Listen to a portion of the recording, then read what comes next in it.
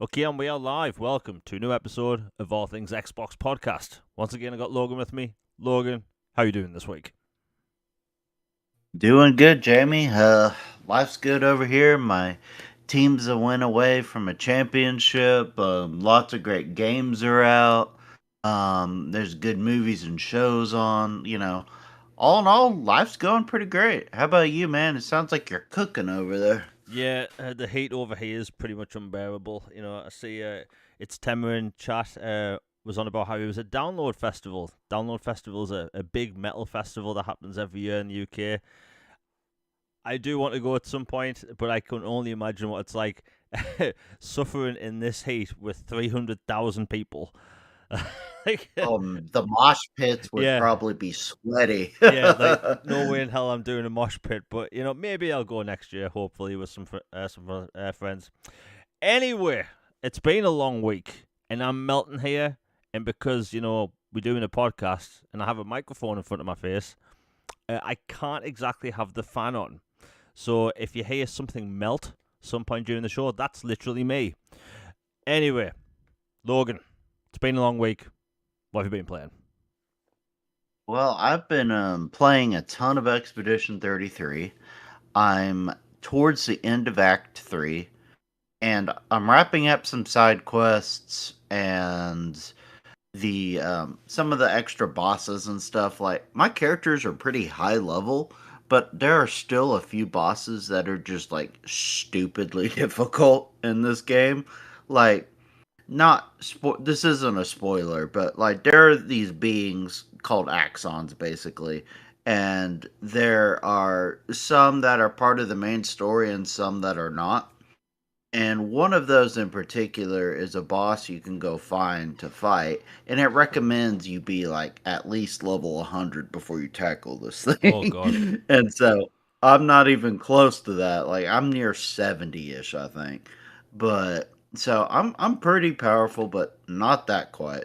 And so I'm kind of weighing the whole, like, well, I'm doing all these extra bosses to get extra gear and abilities, level up, all this stuff, trying to weigh, do I really just want to finish the story? Because I could just totally go murk this final story boss if I wanted Yeah. to. Like, before, because I'm like at least 10 plus above the recommended level for that at this point. So I could easily do that, but then I'll miss out on some context for some other stuff. So it's like I've been weighing that. I've been doing a spray paint sim, which is a lot of fun. I just finished painting this bridge, which took for bloody ever. Like they had like this giant old like 1800s metal arching bridge over this canyon, and like it said I spent like 7.5 hours game time Oh God. painting this expletive bridge. I'm not even kidding. Like, I listened to so many podcasts getting this. It wasn't in one sitting. I'm not psycho, but it just, my gosh, I was so relieved, and I never want to see a bridge for a long time right now. But so that's what I've been doing. How about you, man? What have you been playing? All sorts. Before I get into what I've been playing, is it kind of like Power Wash Sim where it would have a percentage per item of whatever you were washing? Yes, and this one is even more of a stickler about things than Power Wash was. It's like it says I'm like 90 something percent done, and then I am like basically getting a magnifying glass trying to find these little specks of dirt here and there hidden on places that I have to cover with paint. And then like this one adds additional steps like masking tape and paper, and then removing those, and then different sections. It adds a whole bunch more. So it's really fun, but it does get tiresome. Oh wow! Because I remember when I played Power Wash Sim, which it's the opposite basically. Um, I think it took me like 4 hours to do the fire station. Oh yeah, yeah. Yeah, so like, I can imagine that being pretty difficult. But now I've been playing a bunch of different stuff. One of the things I've been playing is Call of Duty Warzone. Been trying to get my COD legs back, and I got my very first solo win. I Good job. I have never been so proud of my life. Like, I've out of everything I've done in my life, things I've been proud of, not so proud of. This is like up there, like, because I've been Put trying a to get gold star. I've been trying to get a solo win in Warzone for the past, I don't know, 8 months or something, and I can get to like the top 5, and then I absolutely screw myself. I used to do the same thing with PUBG. I got my one solo win in PUBG, and I haven't played since. I don't need to, but Warzone is very addictive, very addictive.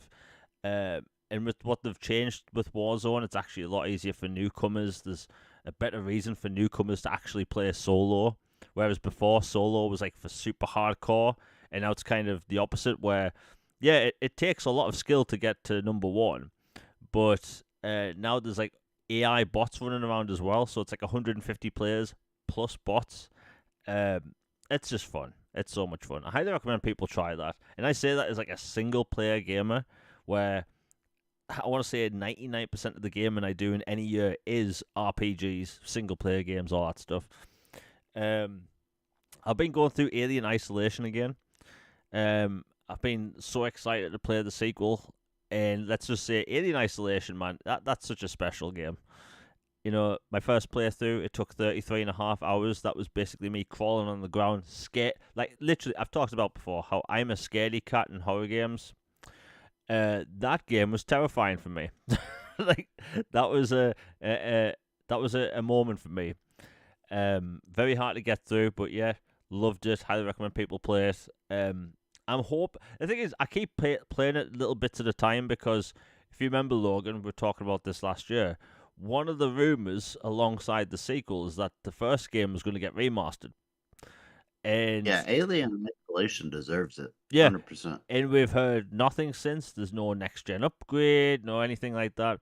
Thankfully, it is 60 FPS on series consoles, but man, this game deserves 4K. It deserves HDR. Like, literally, that's all it needs. The graphics look fantastic. But I've been having fun with that, and I've been playing Final Fantasy 16. Now, I'll preface this again because of some allegations in the past 48 hours. I was provided a review copy by Square Enix, which surprised me because I haven't exactly had the most positive relationship with them on social media.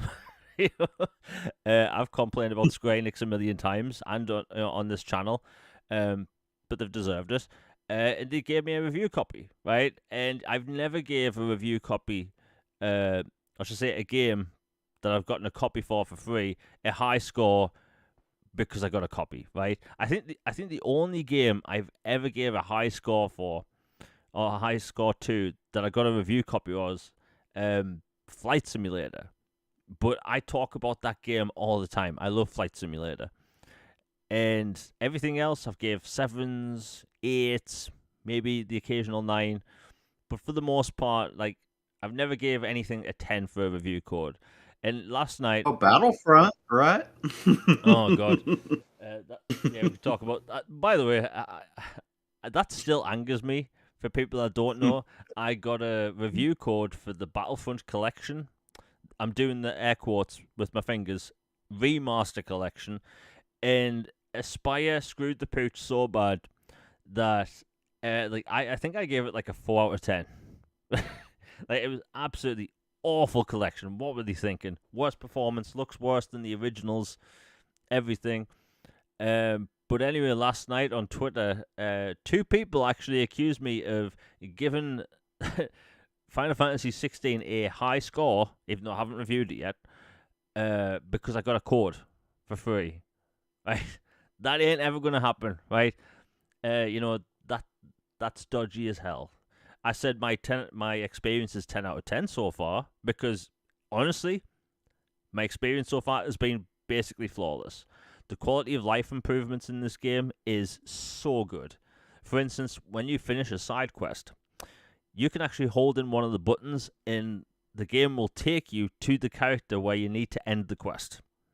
Right? So there's no backtracking in the game at all. And this is a feature I think needs to be a standard in RPGs. And it's just a very pleasant game to play. And honestly, and this is actually quite shocking to say and realize really, that I haven't played a hardcore third person JRPG big budget game since Final Fantasy 15, which came out, what, 9 years ago? So it's a bit of a change, you know.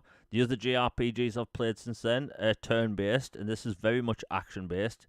Like we were saying today on a Boom Show earlier today, it's very much a Western style JRPG, and it works so well. It's basically Game of Thrones set in a Final Fantasy universe. You have like gritty characters, gritty storylines, stuff I can't say on the channel, but let me just say, if there's things that you've seen in Game of Thrones, you're probably going to see it in this game.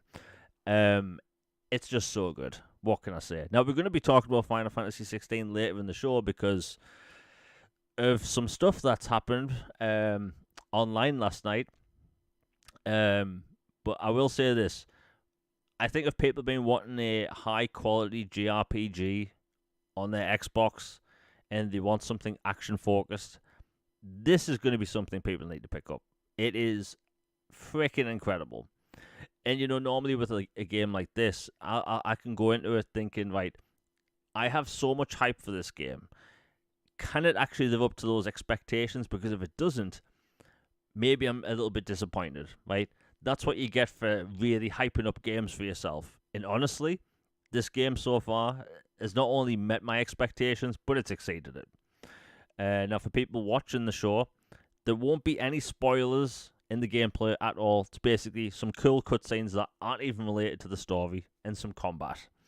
But I'm absolutely blown away. The funny thing is, in the past 48 hours, I've had a few replies saying, like, why didn't you get a PlayStation for this or play it on PlayStation? It's like, I mean, I'm not going to hop in a time machine and buy a PlayStation now. Like, I wanted this on Xbox. I've played a bunch of other Final Fantasy games on my Xbox. I'm happy where it is. Now, fun little fact for people, and I've not mentioned this on Twitter, and I haven't told Logan yet. So I post tweets basically every day. If people follow me, they'll know that. And I post a lot of gameplay. However, a lot of replies to my Final Fantasy posts have said, oh, you're playing it at 720p, lol. Now, here's the fun part. That isn't true. You see, I haven't told anyone that I've been playing this on quality mode. And not a single person has noticed. So all this 30 frames per second gameplay I've been posting, no one's batted an eye. So when people are arguing all the time online about frame rates and resolutions, here's me posting what looks to be crystal clear Final Fantasy gameplay at 30 frames per second, and not a single person out of, I think I've posted about 20 clips on Twitter, not a single person has noticed that it was 30 frames per second. Logan, what do you think of that? Yeah, it's always funny. Your your replies are always a comedy show anyway, but like anything about Final Fantasy just seems to get people irked, and like the whole frames per second thing and debate about, oh, it's this when it's clearly not, and all this is just, I don't know why people are picking at everything. And from all I've seen, the game runs really well and looks really good on Series X. So I just think people are grasping at straws at this point. Yep. And you know, I've talked about this before. I prefer games at 60 frames per second. Like, I think me and Logan have the same opinion. Like, if a game's 60, great. If it looks great at 60, great. So, for instance, like, I know we both did this. Star Wars Jedi Survivor came out, right? I launched that game in performance mode. And I thought, wow, this game looks great. It's performing great. And then I switched to quality mode, and I was like, oh, this is how different it looks.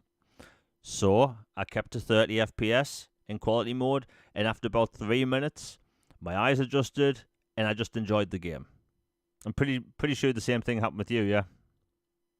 Yeah, the dirty little secret, I pretty much play my games in visual quality mode. unless it's a specific type of game that I need the frames to be different or something like that. In general, I play visual quality mode. I enjoy it. I want to max out the visuals and the real aesthetic of these worlds and characters and experiences that they have. And like statistically, there have been things out there that show like the majority of casual audiences and people prefer the visuals over the frames. Like, not always and not every genre, but in general, a large amount of people prefer the visual. And, it's just another one of those, deflating of a Twitter balloon kind of thing. Yep. So for people that follow me on Twitter, next time you see me post about this game, look at the replies, and if you see anyone that says lol 720p, because it happens with every post, you will then realize that that person cannot tell frames per second or resolution. So yeah, fun times. Like literally not a single person's noticed. I've done this many times on Twitter. No one notices that I'm playing at 30. Like there's certain games, like Logan said, I love to play at 30. I need to. Like first person shooters, right? Ideally, Mhm. 60 all the way. Sports games, 60 all the way. Fighting games, of course, 60. Platformers, 60. But this, like, you don't really need to. And if you're playing something like Expedition 33, you don't need to play that at 60. You really don't. If you have a fancy PC that can do 4K and 60, all that crap, yeah, why not? But no. So yeah, just thought that the cat out of the bag, so to speak, because yeah, nobody's noticed, and I've just been laughing at my phone every time someone says "lol 720p." They can't tell the difference. All these people that complain about power and brag about power all the time, they can't see this shit. I try not to swear, I apologize, but they can't see this stuff, and it's tiring. But anyway, that's what I've been playing. We'll be talking about Final Fantasy 16 and the sales figures in air quotes later on in the show because it's going to be a fun one. Anyway, we have like 15 topics today. I try to keep the topics slow. It never happens though. We always go over 10. Now we have a bunch of game. Actually, before we get into the Game Pass stuff, Crash Bandicoot Crash Team Racing hits 10 million copies sold. Now, I think that might be the highest selling kart game that isn't Mario Kart. Has to be, right, Logan? Yeah, it takes the cake for sure. Outside of Mario Kart, it is by far the best selling. And 10 million is a big, big number. And that's something Microsoft should seriously, seriously look at. Yeah. I mean, I know a lot of people in the past have said, like, wouldn't it be cool if we get, like, Forza Kart? Like, that would be cool, but Microsoft, like, Mario Kart has Zelda characters. So if I was Microsoft, I'd probably maybe put Master Chief in there. Put Spyro the Dragon in there. Like, why not? I don't know if Spyro's already in. I can't remember. But, He has some stuff in there, yeah. okay. But, like, even, like, Steve from Minecraft. Why not? Like, there's so many possibilities it can do, maybe, like, a Hi-Fi Rush character or anything. Just, there's more they can do there. And it's clear that people want kart games, so why not embrace it? The funny thing is, Nintendo's games sell absurd amount of copies. Like I'll use Animal Crossing as an example. Animal Crossing has sold the last one. It sold like 40 million copies. So why do you think you see so many developers release these cozy farming games? It's because the market for them is freaking huge, right? like literally tens of millions of people could potentially buy your game. And it's the same with kart races, but none of them take off. Nickelodeon kart racing, I don't think anyone talked about it. It was pretty ugh. Yeah, I know there's a Smurfs. I think there's a Smurfs one. Nobody talks about it. And, I think the other big one is the Sonic racing games. But I think the Sonic racing games are actually really fun. There's a new one coming out in September. Like these companies need to embrace it. Like Mario Kart's always been number one because they are fun, right? Fun maps, fun driving. That's all these companies have to do. You've got unique characters. Microsoft, you have like 50,000 now that you have Bethesda and Activision. Embrace that, right? Wouldn't it be cool to have, a Brotherhood of Steel character in the next like Crash Team Racing update or something like that? Just be cool, get people involved. And I think like, and some people won't like this, like you could do some interesting things with a battle pass, with like first party characters and stuff. Like there's money to be had there. There's people that won't even normally play these games, but if they put special characters in like that, why not? But yeah, 10 million for a kart game that isn't Mario Kart, that's freaking huge. And what, if I remember correctly, it hasn't Crash Team Racing only been out about a year? I think it's been out a little bit longer. I know it was an anniversary when Yeah. they announced this stuff, but I can't remember. I think it might be 5 years old, 3 to 5 years, somewhere in there. Um, but yeah, the tease got a lot of people in the community like super hyped and excited because like they teased that like they were taking a victory lap, like maybe there were some more announcements to come regarding this game or this franchise, like maybe a Series X patch or a with additional content like an expansion or maybe a sequel or something, because like even Xbox was teasing in the replies that there was some other stuff involving it. So I just think at bottom line, 10 million is a lot of units sold for a quote niche genre, and it's doing very well. You've been needing family friendly content. This thing would do huge numbers in Game Pass, I reckon, especially if you give a big update and some extra content. So why not go full on with Crash Racing? I fully support it. Yeah, I mean that would be cool. Uh, just wondering, Crash Team Racing is in Game Pass, yeah? Yes, it is. It is. It got added a few months ago, Okay. and then Crash 4 just got added today. Finally. Okay, good. It's about time. Pun for the people. Yeah, you know But what? We have the first super chat of the day by Pyromad. Thank you very much for the £2. He says, free to play Disney Speedstorm is a good kart racer. That is true. That is very true. I did play that a while back. I think that's another one of those games that would. I think that does have a battle pass, but I didn't get into it. But like from what I played, that is a very fun racer. Very unique tracks, and the graphics in that game are shockingly good. Logan, did you ever get to play that one? I actually have not played that one.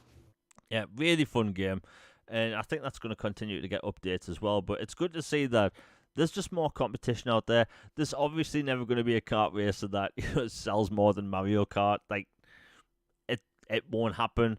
Um, but hey, more kart races, the better.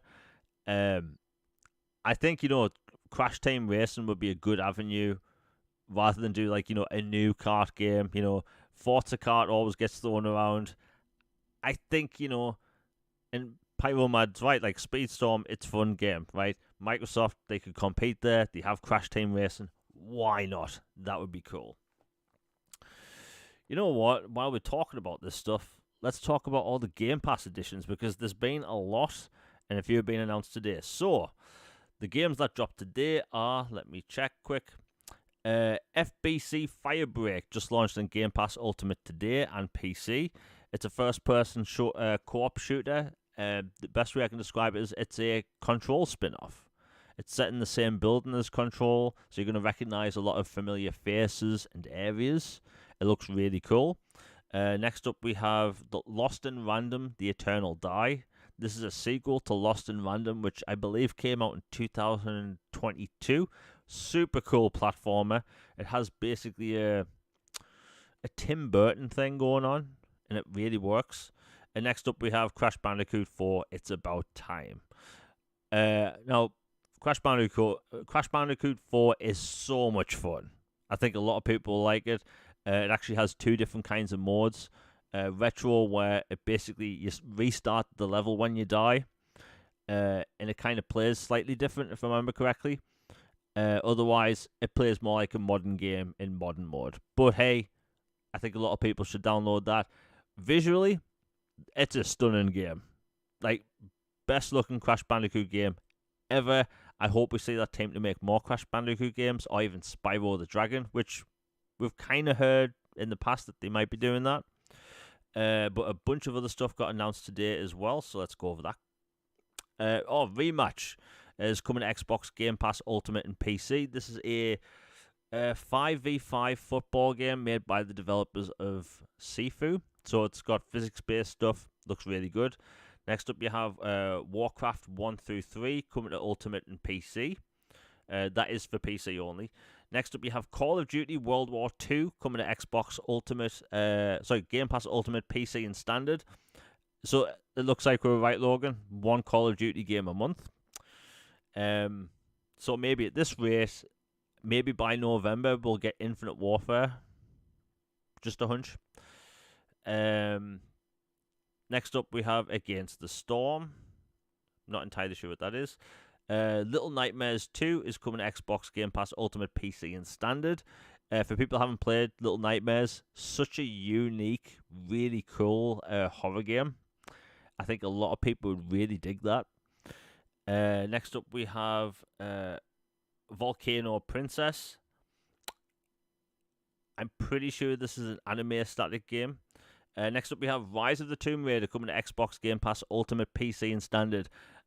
I'm going to fanboy for this game for a second. I think Rise of the Tomb Raider is one of the best action-adventure games ever made. It's so much fun. It still looks great.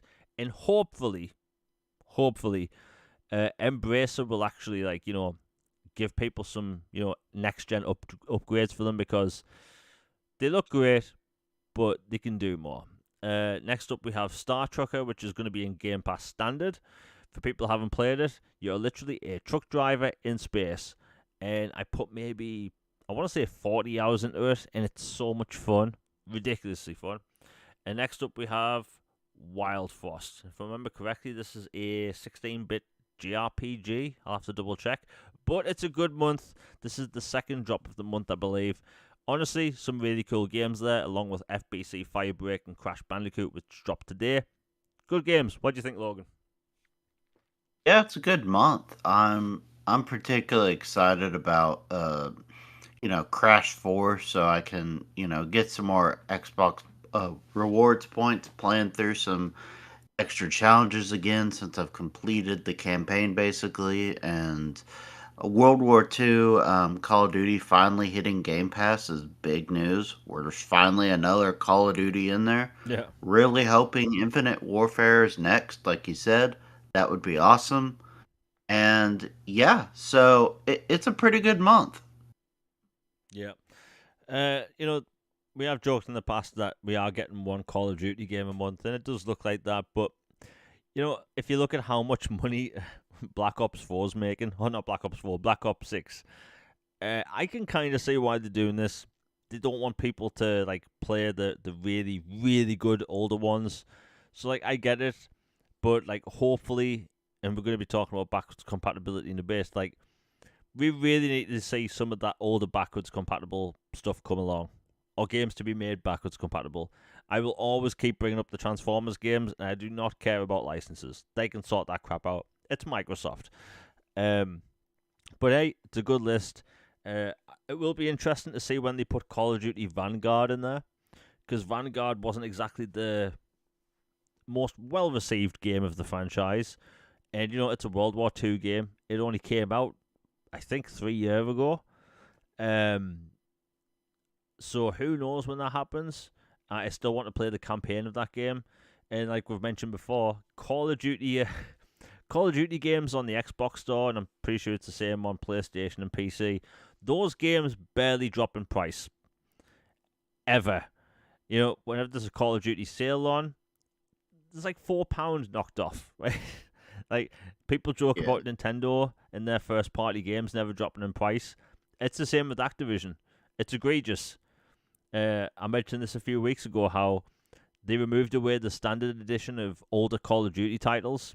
such as Black Ops 3 and stuff. So you have to buy the deluxe version, which is full price. Like, it's such a dodgy tactic, and none of these journalists have wrote anything about it. They've been doing this for like close to 10 years now. It's so annoying. But hey, cool Game Pass games coming. That's all I got to say.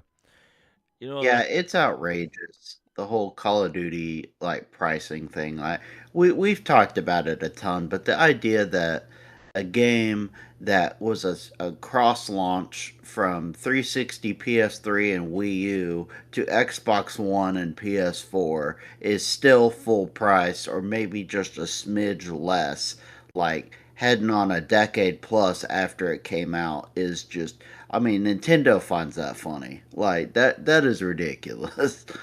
Yeah, I mean the big one for me is Call of Duty Ghosts. I really want to play that campaign. Yes. I'm not paying £60 for that. I'm not. Nope. No. By the way, that's more than how much it cost brand new at launch. Like, I'm not paying that. Yeah, there's something sketchy about that. I don't know what that is. That's Yeah, it's stupid, but hopefully, we get these things in Game Pass soon. We will have to see what happens with Black Ops 7, which we'll be talking about in a bit, because you know allegedly the monetization is obviously going to stay the same in Black Ops 7. You're going to be continuing your current level, going through the Black Ops 7. So I don't know if they'll have any incentive to put specific older older Call of Duty titles on Game Pass, but we'll have to see. Anyway, we'll move on. You know what? We'll go over this quickly because I want to talk about it, and you mentioned it, Logan. Now, the inventor of USB sticks, the guy from Borderlands, I forgot his name. Randy Pitchford. Randy Yeah, Pitchford, the magician. yeah, the inventor of the USB stick. He had some questionable things to say a couple of weeks ago. A fan on Twitter said, like, hey, I hope, Borderlands 4 isn't going to be an $80 game. And he came out and said, if you're a fan, you'll find a way to get it, which it rubbed a lot of people the wrong way. A lot of people the wrong way.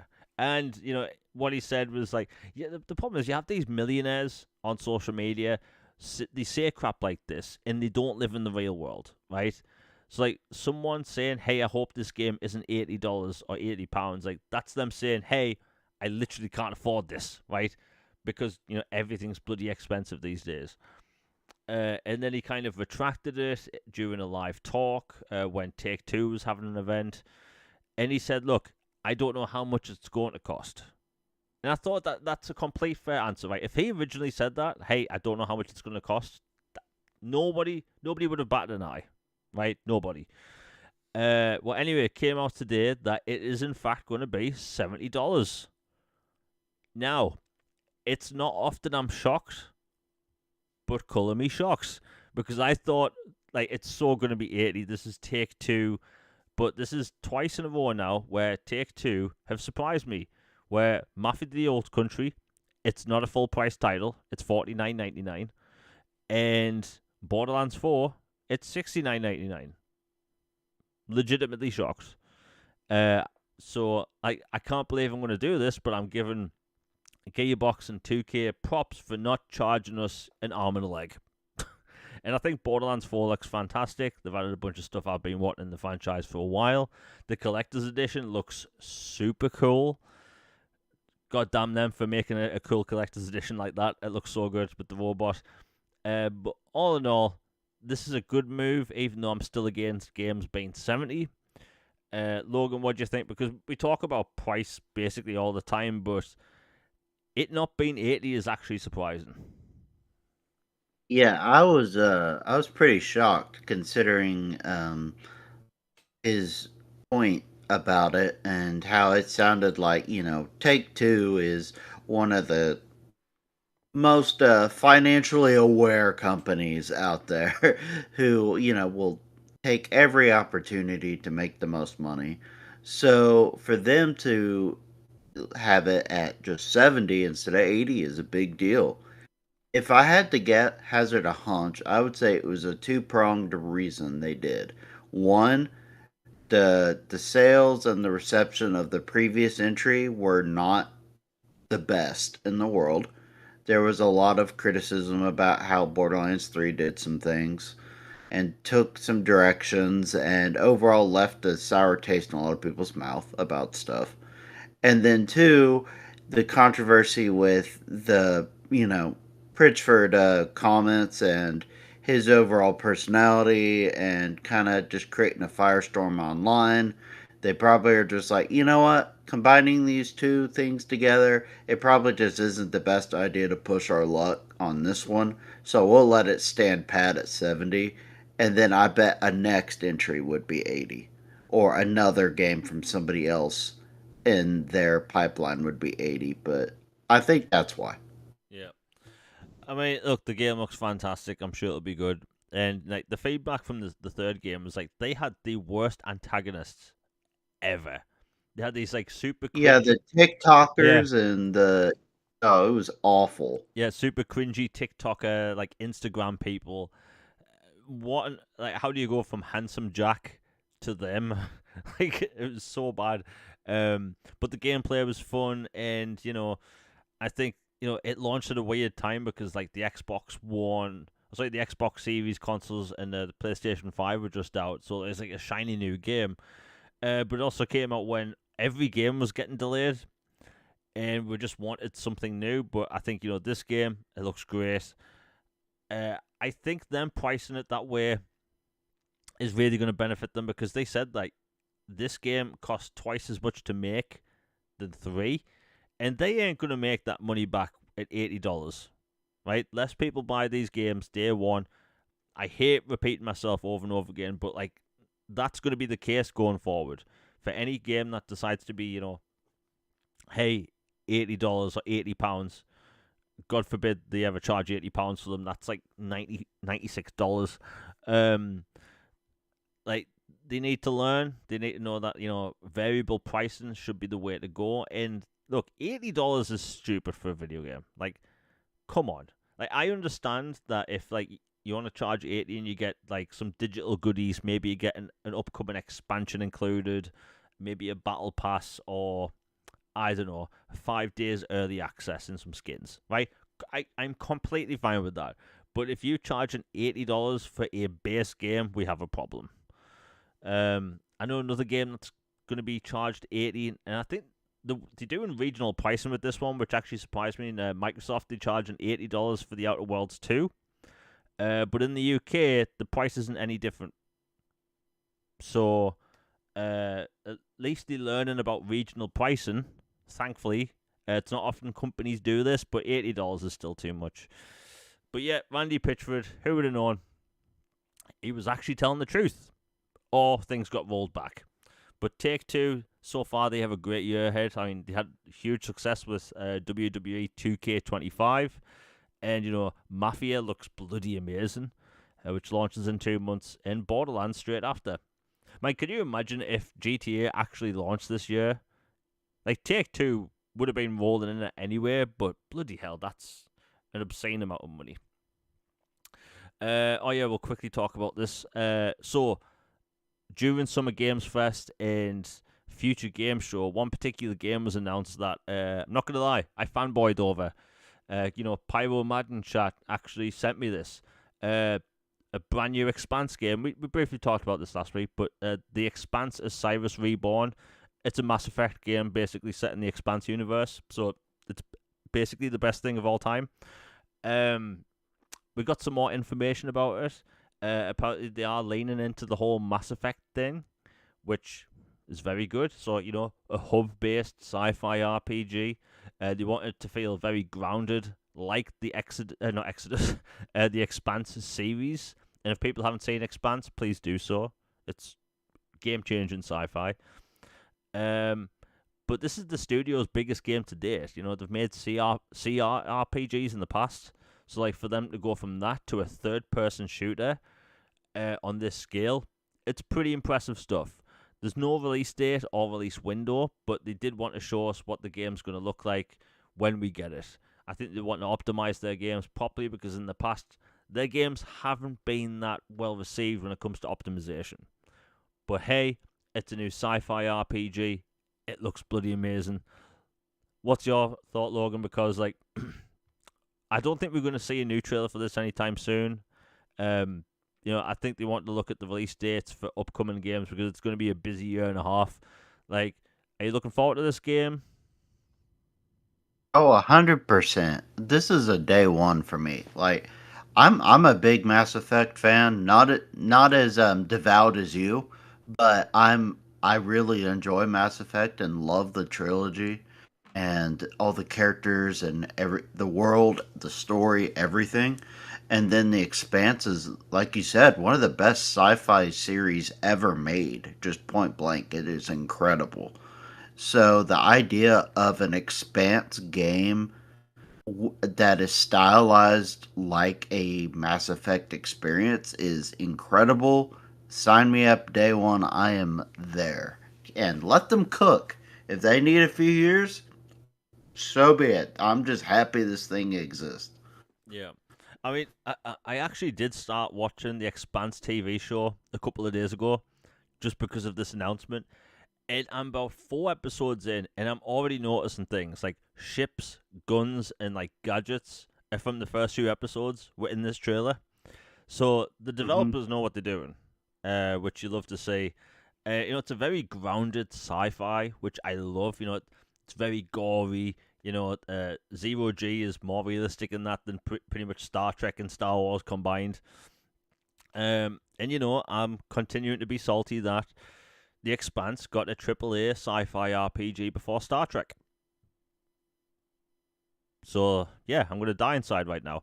Anyway, the game looks great. If people haven't seen the trailer, watch it. It's like 2 minutes of cinematics and 1 minute of gameplay. You can't go wrong. And, we have Exodus coming out as well, which is made by ex-BioWare developers. So, like, if you're a Mass Effect fan and you've been waiting for a new Mass Effect and the years are getting on, at least we have 2 games coming. So, we At eating this good. point, Yeah. okay, go ahead. Sorry, my bad. No, that's all right. I'm done. Oh, I was just gonna say, at this point, the BioWare we have at home studios are better than BioWare right now. So, Mom was right on this one. So I'm excited for these games. Yeah, don't get me wrong. I'm terrified about the next Mass Effect game. Terrified. Like, very few things scare me in life, right? Spiders, spelunking, and Mass Effect 4. Like, when you see those videos of people, like, squeezing through caves and stuff? That Oh, absolutely... like the Descent. Yeah, yeah, that stuff absolutely terrifies the living hell out of me. No way I could do that. But, like, Mass Effect 4's along that as well. Like, next to spiders. Like, I don't need that stuff in my life, but yeah, Mass Effect 4. I hope the best, man. Like, because like if that comes out and it's bad, like, oh my god, I'm gonna be losing my marbles. But yeah, we'll move on. You know what? We'll talk about this quickly because it's the last thing I'm going to be triggered about today, which is nice. So, oh no, I've got 2 more things I'll be triggered about. Lovely, and we still have to. Yeah, we I was still. about to say, I know of at least one. Yeah, we'll talk about that next. But I want to talk about Splinter Cell quickly because about a week before the summer showcases happened, Ubisoft put out a post of this, this image of Sam Fisher's head, just out of the blue, nothing attached, and the Summer Games Fest show, Just a floating head. yeah, just a floating head, and the Summer Games Fest show came and went, and we didn't get a Splinter Cell game. So I did the thing I normally do. I posted about, how, like, I'm dead inside because there's no Splinter Cell. The average thing. And, people are like, but wait till the Xbox show. And I was like, you know what? People have a point. Splinter Cell and Microsoft, they go back and forth. There's a close relationship there. And then the Xbox show came and happened. No Splinter Cell. And here I am. What? It's now the 17th of June and I'm dead inside. Right? I'm sick to death of there not being any, at all, any Splinter Cell game. We get told that there's a remake coming in 2021. Yes, I'm salty. and we get 4 pieces of concept art. And I'm completely fine with concept art, right? Gives me some vibe of what the tone's going to be like. I get that. But then the years go by. It's now 2025. It sounds super futuristic, right? And where's my remake? I don't have my remake. Where's this Splinter Cell Blacklist remaster that's been rumored? It's not in my hands. So, like, I'm kind of fed up, and I love Ubisoft. They get a lot of hate, but they make a lot of games I like. It's just tiring that as a Splinter Cell fan, we get zilch. Absolute zilch. Nothing. Nada. Where's Splinter Cell? I think, Ubisoft, they're leaning into, Assassin's Creed a lot because that prints money. They have, like, 12 Assassin's Creed games in development. You have Rainbow Six Siege, which is huge. And there's a new update. I think it's called Rainbow Six Siege X or something. And they've completely overhauled the graphics, all that stuff. But, like, where's Splinter Cell? Like, one of the faces of Ubisoft doesn't have his own game.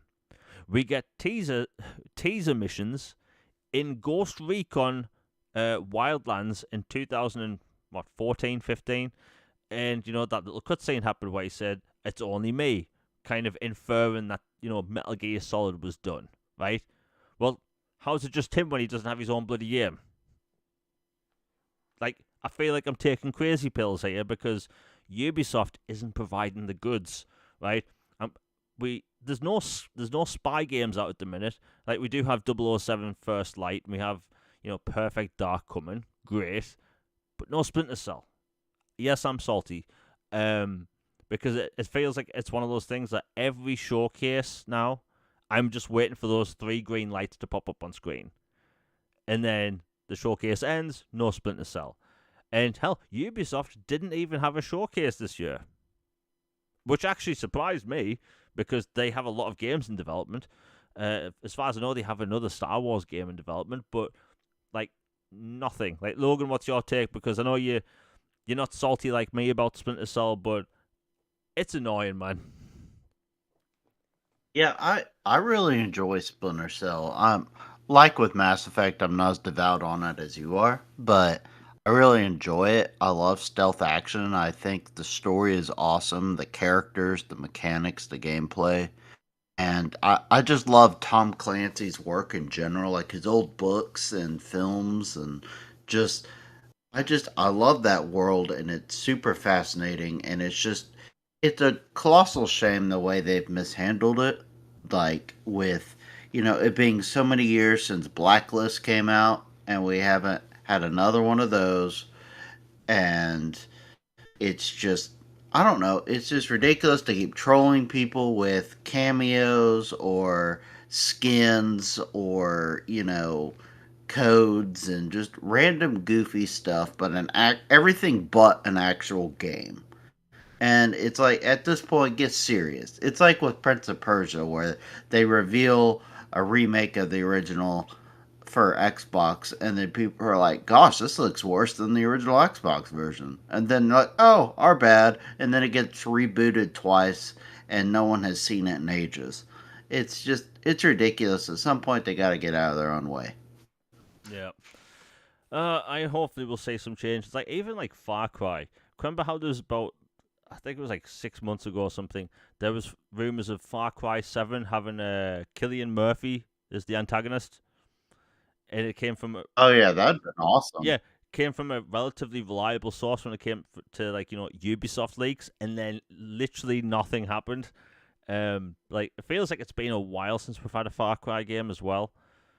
I don't know. I do not want Ubisoft to turn into Activision, because Activision used to make all kinds of bloody games, all kinds.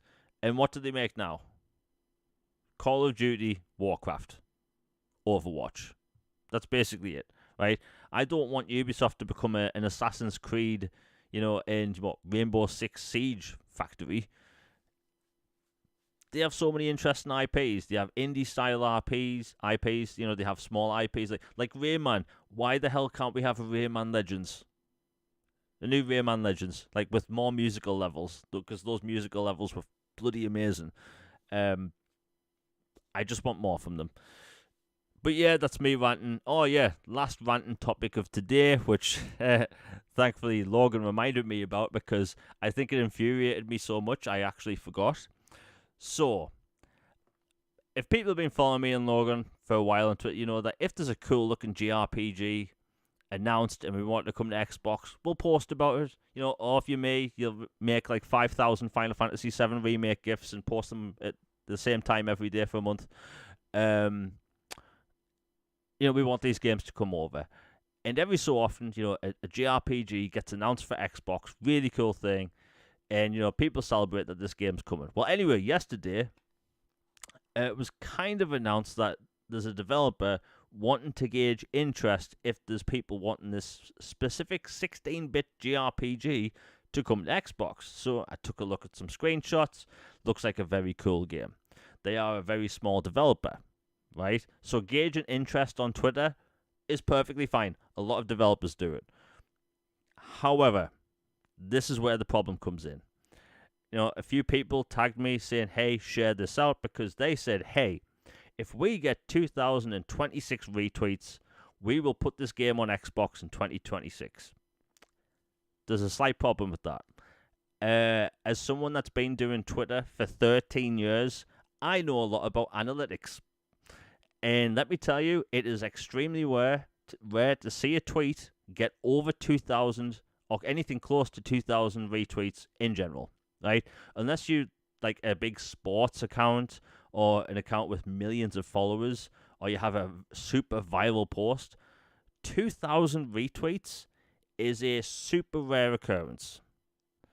Like I was telling Logan this before the show, like last year, I had the number one trending tweet in the United Kingdom, right? It was a Fallout 4 post, right? It had, I think, like 9,000 likes or something, and it had like 200 retweets, right? People retweet way less than they like. So for an indie developer with, I think, 19,000 followers to ask for 2,000 retweets is possibly one of the most unrealistic things I've seen this year.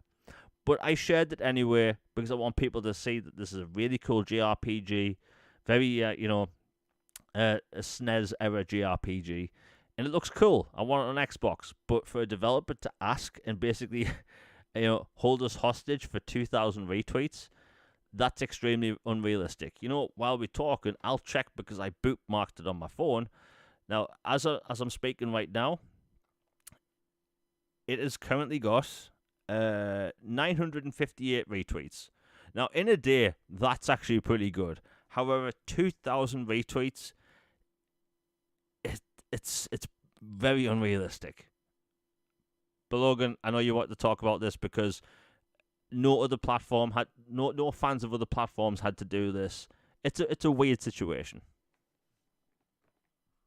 Yeah, it keeps being this trend. Like it seems like either JRPGs or even like some other genres like horror or puzzle or shmups or take your smaller genres like in smaller studios, they'll say, hey, we're gauging interest, and people are like, okay, yeah, I'd love to play this. And then like, okay, cool, like we're so thankful for that, or please wish list or like this or something. And that's generally what happens. Or tag a Xbox account or a someone who works for the publishing and let them know and try to help interest along.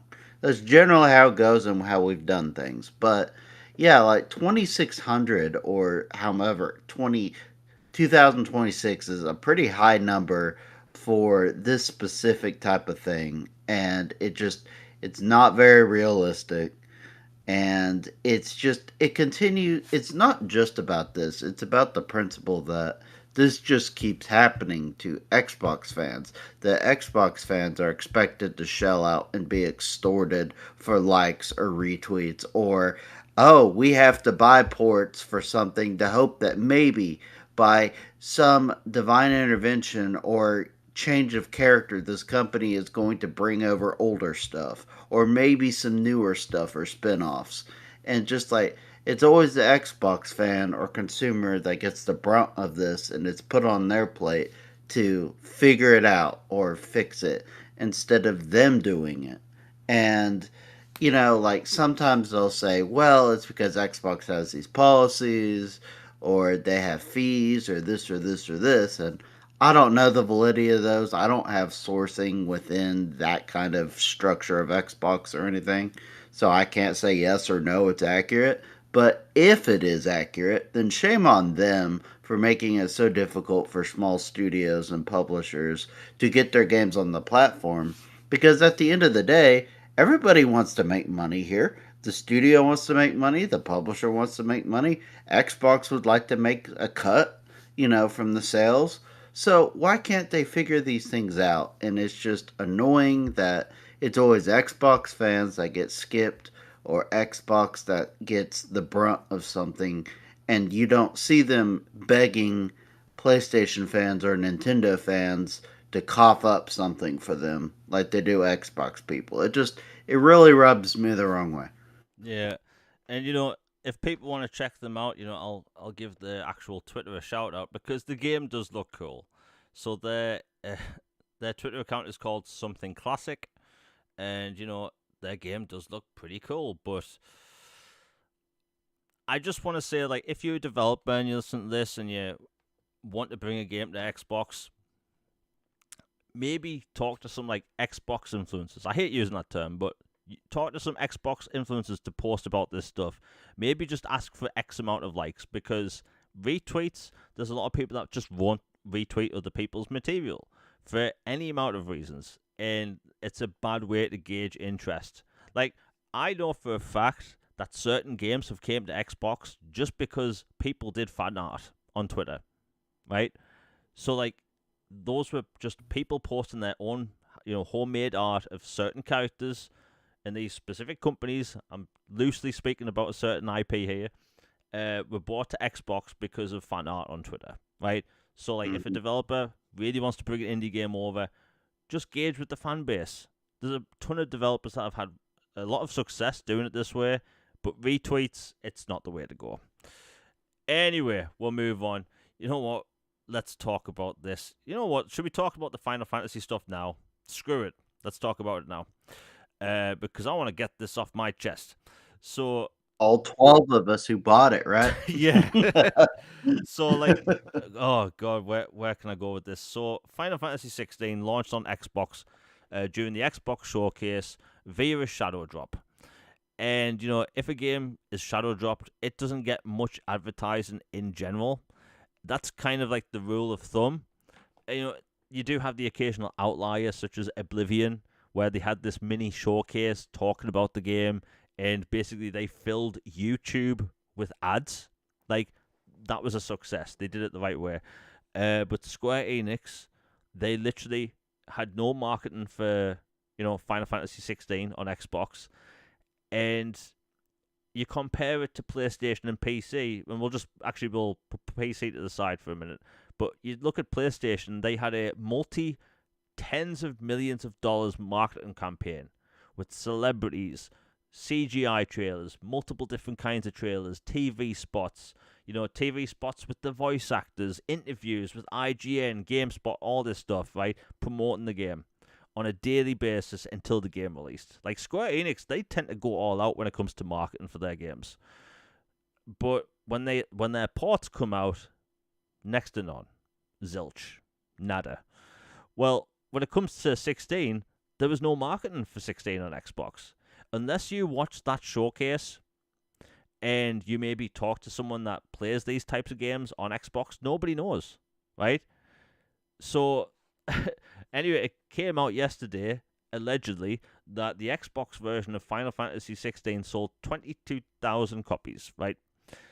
Now, 22,000 copies in a week isn't actually a bad number, but where did this number come from? Well, a bunch of arsehat analysts, and when I say arsehat analysts, I mean just assholes, because they they took the number of reviews on Xbox and sort of came up with I'm doing an air quote here, algorithm of how many sales it must have made on the platform versus PlayStation and PC. Now, again, I try not to swear in this channel. I like to keep it PG, but today's a bit different. Uh, it's so annoying because people run with things on social media and treat them as fact. People are making YouTube videos saying that this game didn't sell based on RSATs, basically. And it's so tiring because, like, this game had no marketing at all, right? And, people are like, oh, it's listed 400 and something on the store in the US. And do you know, in the UK, like, I mentioned this on social media, Final Fantasy 16 wasn't listed on the Xbox store properly for 2 whole days.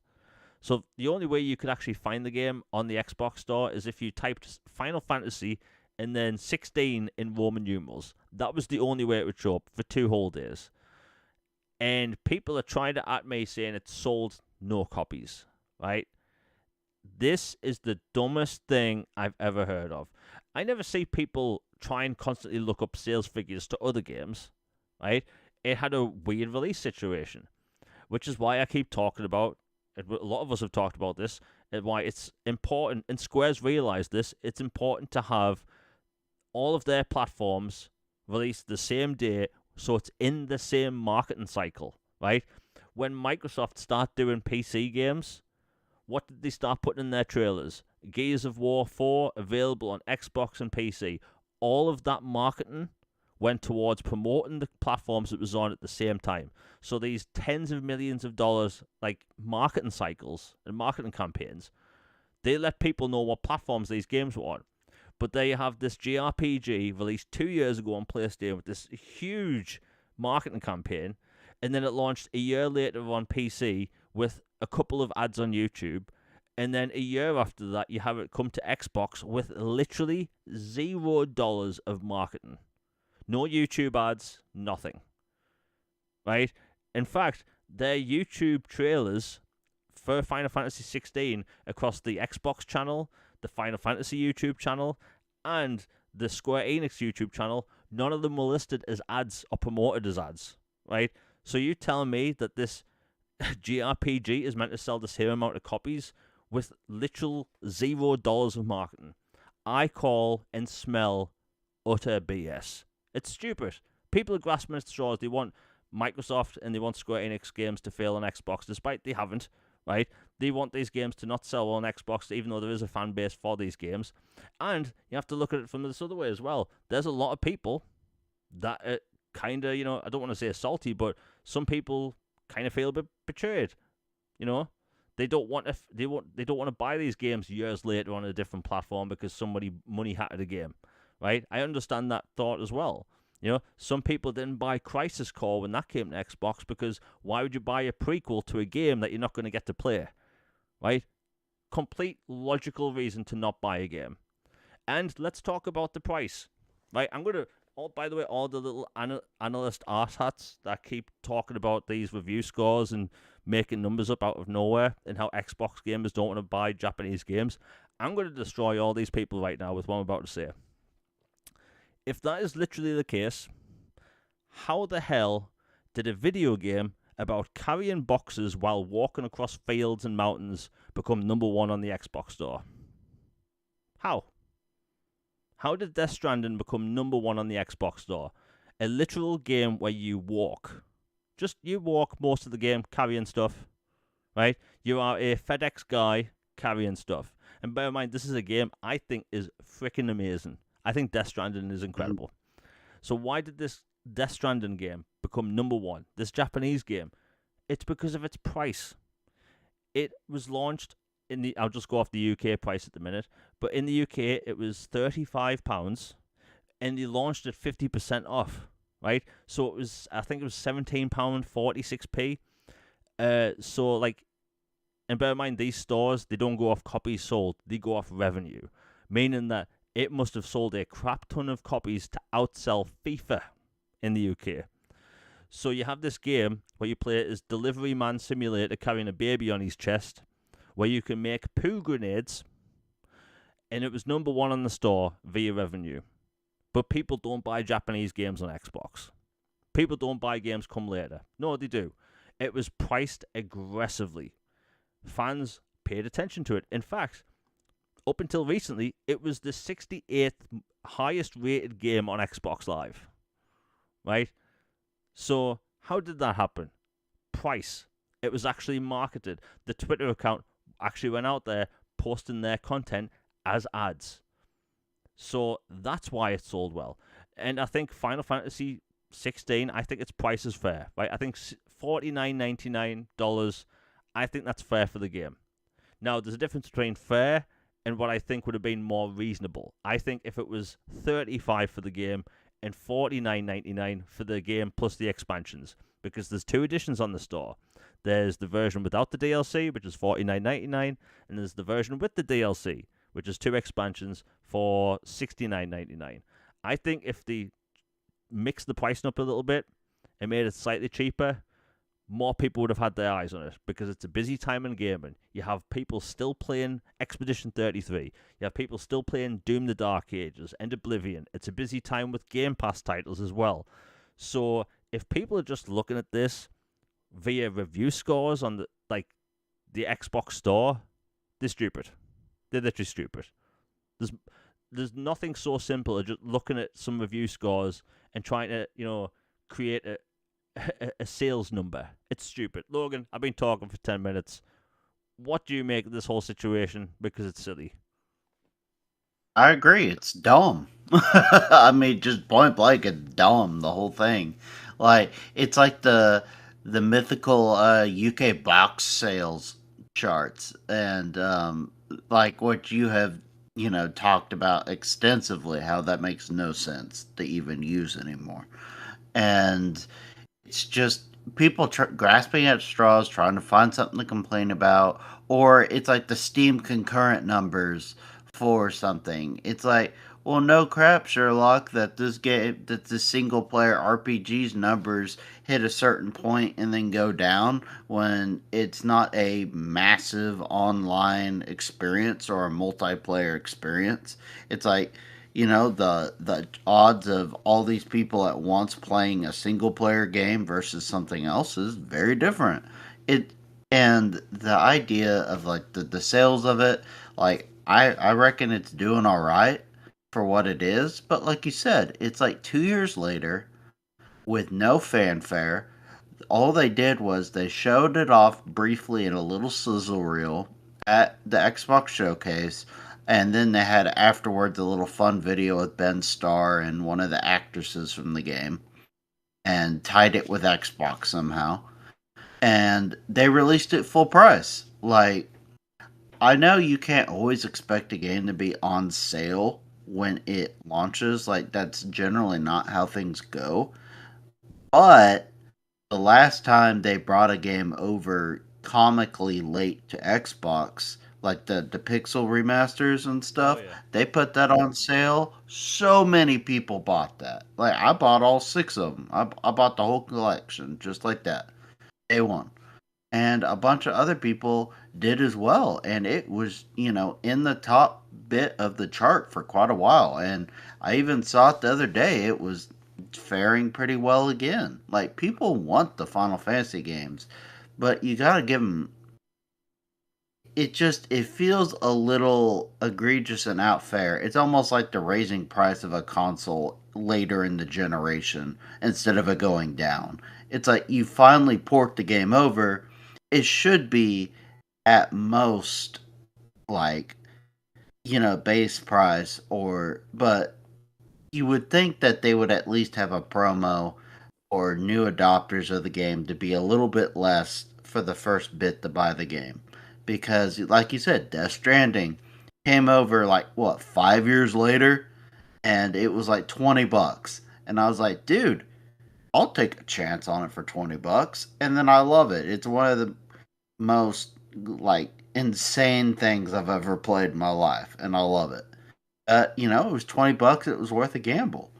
So it feels like they missed a big opportunity there, but I still am confident that it will sell better than some of these people were saying, because like you said, if you just assume every review copy was a sale, like, that doesn't even make sense. And it's just, I don't know. They're hat backwards on things, and I was one of those who waited to buy Crisis Core till 7 was for sure coming. Yeah, And now that it is, I'm gonna pick it up while it's on sale before the sale ends. So, like, yeah, there is a bit of burnout. People were pissed at Square for years because they treated Xbox like a third class citizen, and they're finally treating them with respect and right.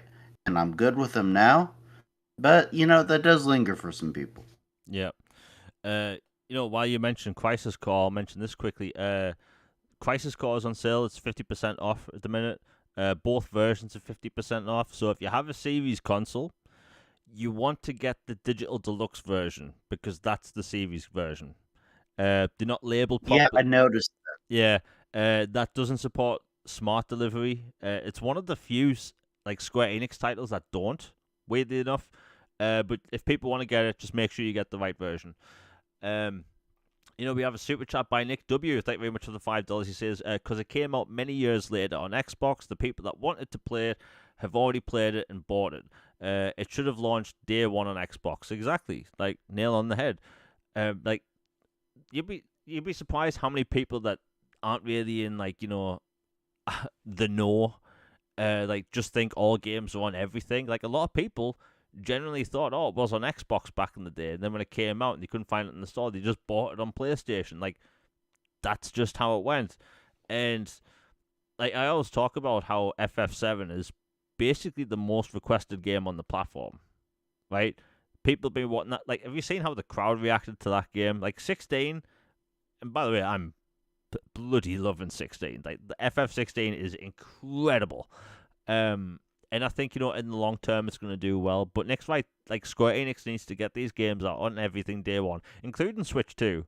Right, I don't care what people say. The Switch 2 is fairly powerful, right? They can optimize it. It'll be popular. Hell, if you can get The Witcher 3 to run on a regular Switch, you can get this game on a Switch 2. So can. I can't see why not. Scale down the resolution a little bit. People will be fine with this. But, Square Enix does have Xbox included in their multi-platform strategy going forward. The Final Fantasy Tactics game that launches in September, that's going to be on everything day one, which is great. And hopefully they continue to do that. We might be hearing about the Final Fantasy IX remake this year. I'm guessing that's going to be on everything as well. Why not? That will be my first experience with Final Fantasy IX as well. So I'm looking forward to that. But hey, yeah, we'll be talking about Sarah Bond's video later in the show. But all in all, Square Enix, they've clearly learnt the lesson. It doesn't benefit them in any way taking these deals or just limiting themselves to the amount of people they sell these games to. Because guess what? If this game came out 2 years ago, a lot of people would have bought it, right? And, they need to have better pricing for games that come to platforms later on. Like we both said, Death Stranding, a game where you deliver crap, was number one on the store. Hell, I'll even use a different example. Do you know that, I want to say about 6 months ago, maybe a year ago actually, The Crew 2 was on sale on Xbox Live for 89p, right? Very cheap. And that sale made that game shoot up to number one in the store.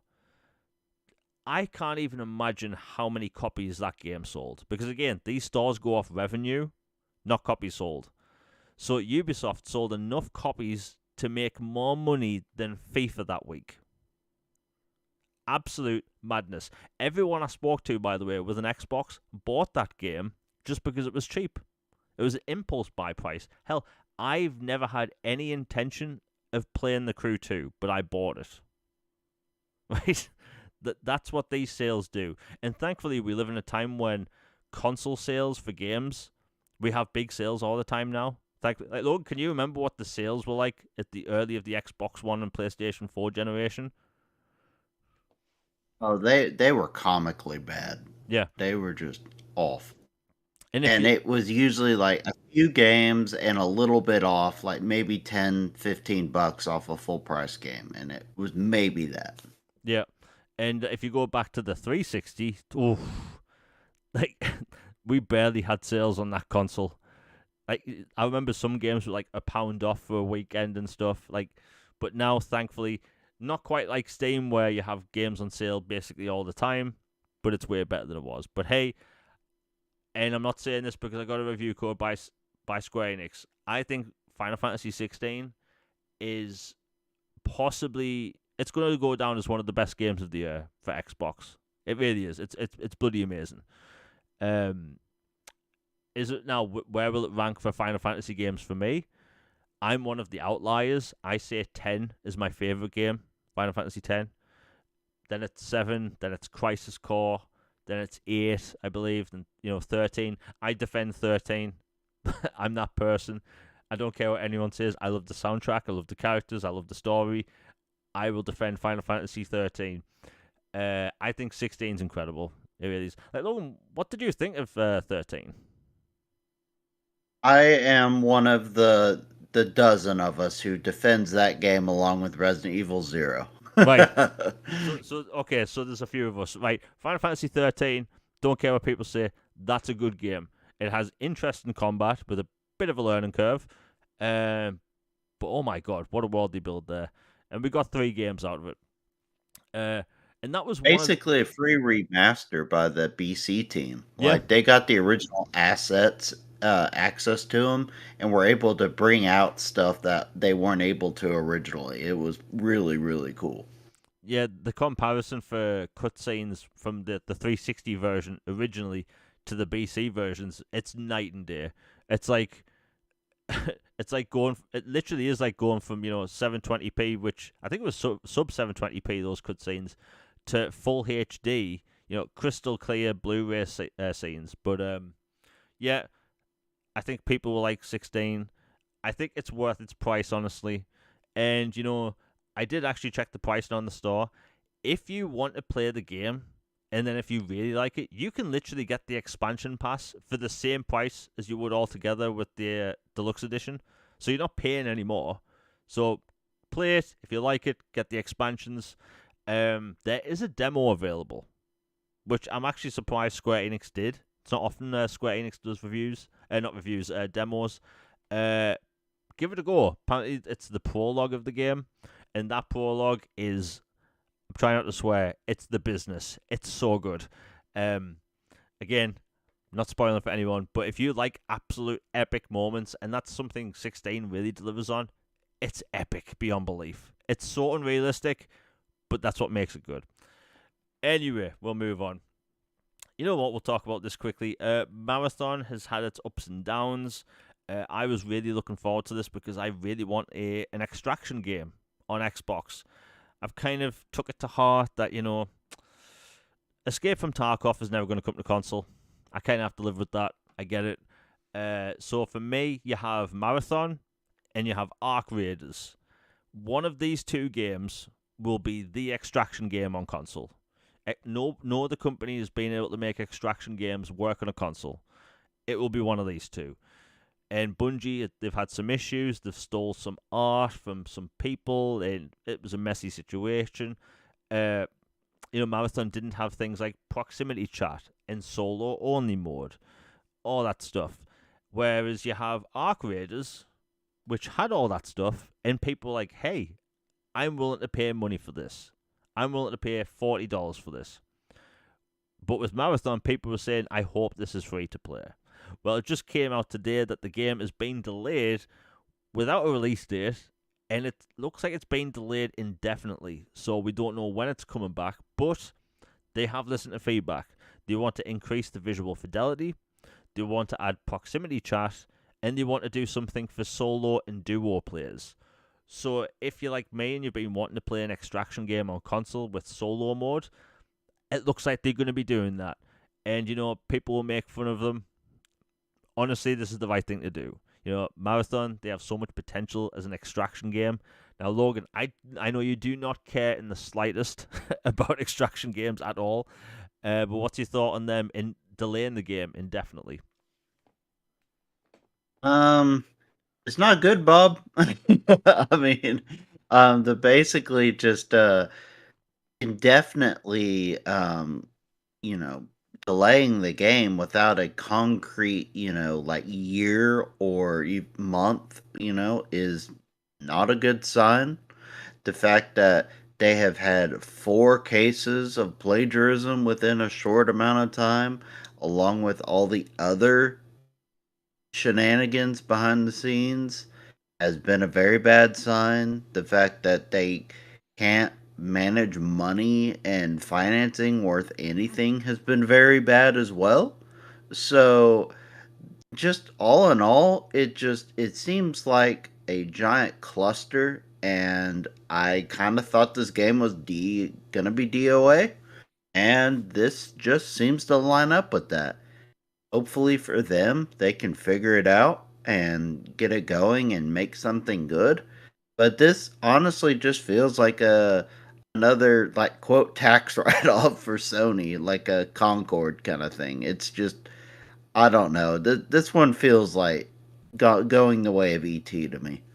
Yeah, I mean, the indefinite part is the thing that makes people think it's cancelled. But like Bungie, they made Halo back in the day. I want to give them the benefit of the doubt. And they have so many Destiny fans that just want a Destiny 3. I I don't understand what's stopping them from like giving them what the fans want, because there's definitely a market for extraction games on a console, but like they have to get it right. Like Bungie, you'd think they would know more about putting PvE elements in a game like this, but it looks like they just don't have it. It looks like they have next to no interest in putting PvE elements in up until today's update, but still, it just feels a bit rushed. Now, personally, I think they should put it off 6 months. Let the negativity die down a bit. Because that plagiarism thing, that's messed up. If anything, they should give the artist a job as an art consultant. But yeah, I wish Bungie the best, but it's not the best look at the minute. Now Arc Raiders, that's coming out in October now. I'd be shocked if they don't announce a public beta in the next few days, because they clearly want to capitalize on what's going on. And if you're an Extraction fan or wanting to be an Extraction fan like myself, they have everything to gain. October's going to be a busy time for multiplayer. You're going to have Black Ops 7 coming out, which is going to be huge. You're going to have, Arc Raiders has a lot of eyes on it, but you have a lot of people that still didn't play the closed alpha or whatever it was called, the tech test. These companies, they're either going to have huge success or huge failures. And like, I realistically don't think that Arc Raiders is a sure success. I think, it looks great. A lot of people love what they're doing. But I think to get an extraction game to be as big as they want it, it has to be huge on console. And no one's done it yet. So we will see. And, I'm sure when the open beta happens, which they meant to, I'll obviously post footage on this channel and talk about it in the show. But I'm looking forward to playing it. I'm also looking forward to playing Marathon. You're going to see people joke about it, but honestly, like, I don't want Bungie to get shut down. They clearly need to gut their higher ups at Bungie and just let Sony run the place, because what's going on over there at the minute, it's messy. Destiny is getting next to no content at the minute. That's a messy situation. They keep sunsetting content as well. I don't know. Like, if you have World of Warcraft, I still don't get this. You have World of Warcraft where, as far as I know, if you want, you can play every single piece of content that's been out for 20 years. Mm-hmm. But if you're a Destiny 2 fan, you can't play every piece of content that's been out since 2017. I don't get it. It doesn't make any sense to me. But we'll see what happens. You know what? Let's quickly talk about this, because this is a short story, so I might not even timestamp it. So Red Dead Redemption 2 may be getting news this week, and it actually came from a reliable source, and that is the main voice actor for John Marston in Red Dead Redemption. Now, for a couple of months now, there's been this loose rumor that Red Dead Redemption 2 would be getting a free next-gen upgrade. Shocker, I know, free by Rockstar. And that would be coming alongside the Switch 2 version of Red Dead Redemption 2, which I thought, it makes sense, because Rockstar, they don't have another game out this year. They still want people talking about their games, and it would honestly give a lot of people what they want. Well, the voice actor for John Marston during a Twitch stream basically came out and said there's going to be some exciting information this week regarding Red Dead 2. Now, the online component of that game, it no longer gets content, unfortunately, because, it doesn't generate money like GTA. It does look like it could be the free next-gen upgrades alongside the Switch 2 version. That Switch 2 version is going to sell like hotcakes. But you have millions of people like me that have the version on Xbox, and it's native 4K, which is nice. But I would like to play it at 60 frames too. It's not going to stop me from playing, Red Dead again. But if I can play it at 60, that's lovely. Now, Logan, I know you haven't played Red Dead 2 yet. Does this information sway you a little bit to maybe playing it sooner rather than later? Not really. It's cool and it makes it better for when I do get around to playing it, but it doesn't bump it up the queue for me. But I've obviously heard great things. I've seen great things. I love the first one. I revere it. It's one of the best stories I've ever experienced in a game. So I'm looking forward to playing the second one. But no, like a patch or an upgrade for Series X doesn't sway me enough for this unless it came with like some additional content. Like, what if they finally did it and they did the thing everybody wanted for years and they put an undead nightmare like thing for Red Dead 2? Like, they finally get the people what they want. Man, I would love Red Dead, Undead Nightmare 2, because Undead Nightmare, like, putting it out a zombie expansion to that game back in 2010 blew people away, right? Nobody saw ballsy. It was a good move. Yeah, nobody saw it coming. It was a great expansion, and that came out when The Walking Dead was at its highest in popularity. So like everyone played it, and I hate the fact that Rockstar doesn't do single player DLC for their games anymore.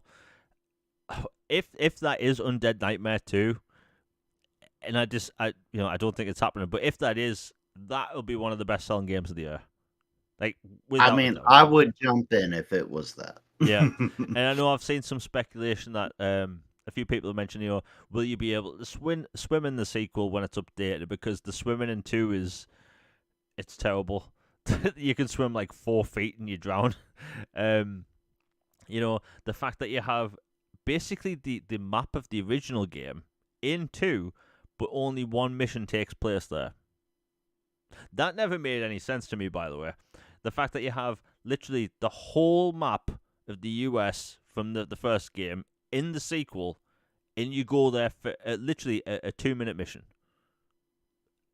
It boggles my mind. How much work did they put into that? But outside of that, I hope it's something cool.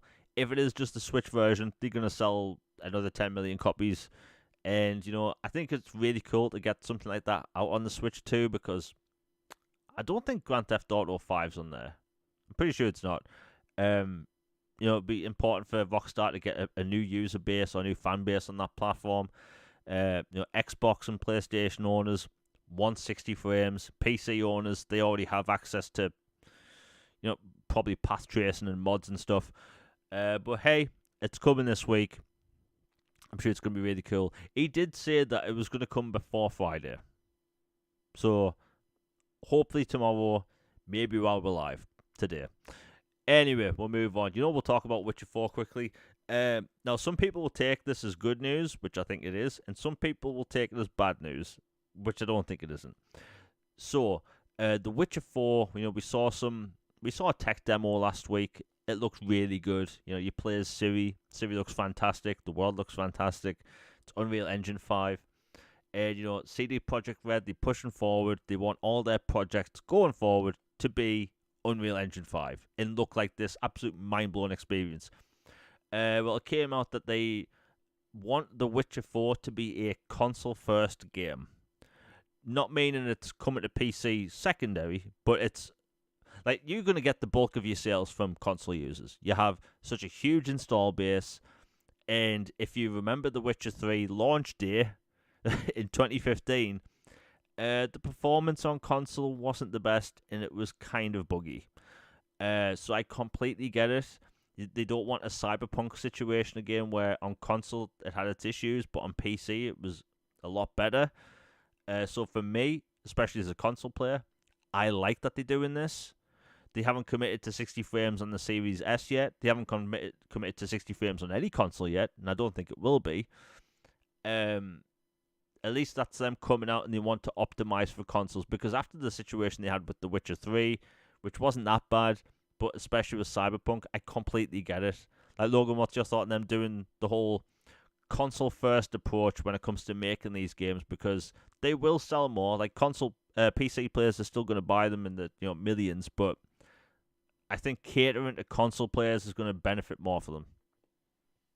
I agree. I mean, you're always going to get the PC audience for these big RPGs, especially these lifelike, beautiful, dark, gritty experiences. Like the people that know life, the PC aspects and stuff will max their visuals and all their stuff for these types of experiences. But to focus first on console to make sure that's priority number one after that was such an issue the last go around, and to make sure that it takes care of the majority of your audience, because while PC is PC, the sales across Xbox, PlayStation, potentially if they get this thing running on a Switch too, you would think they would, um and then cloud, and then these Steam Decks and devices would be more than just PC itself.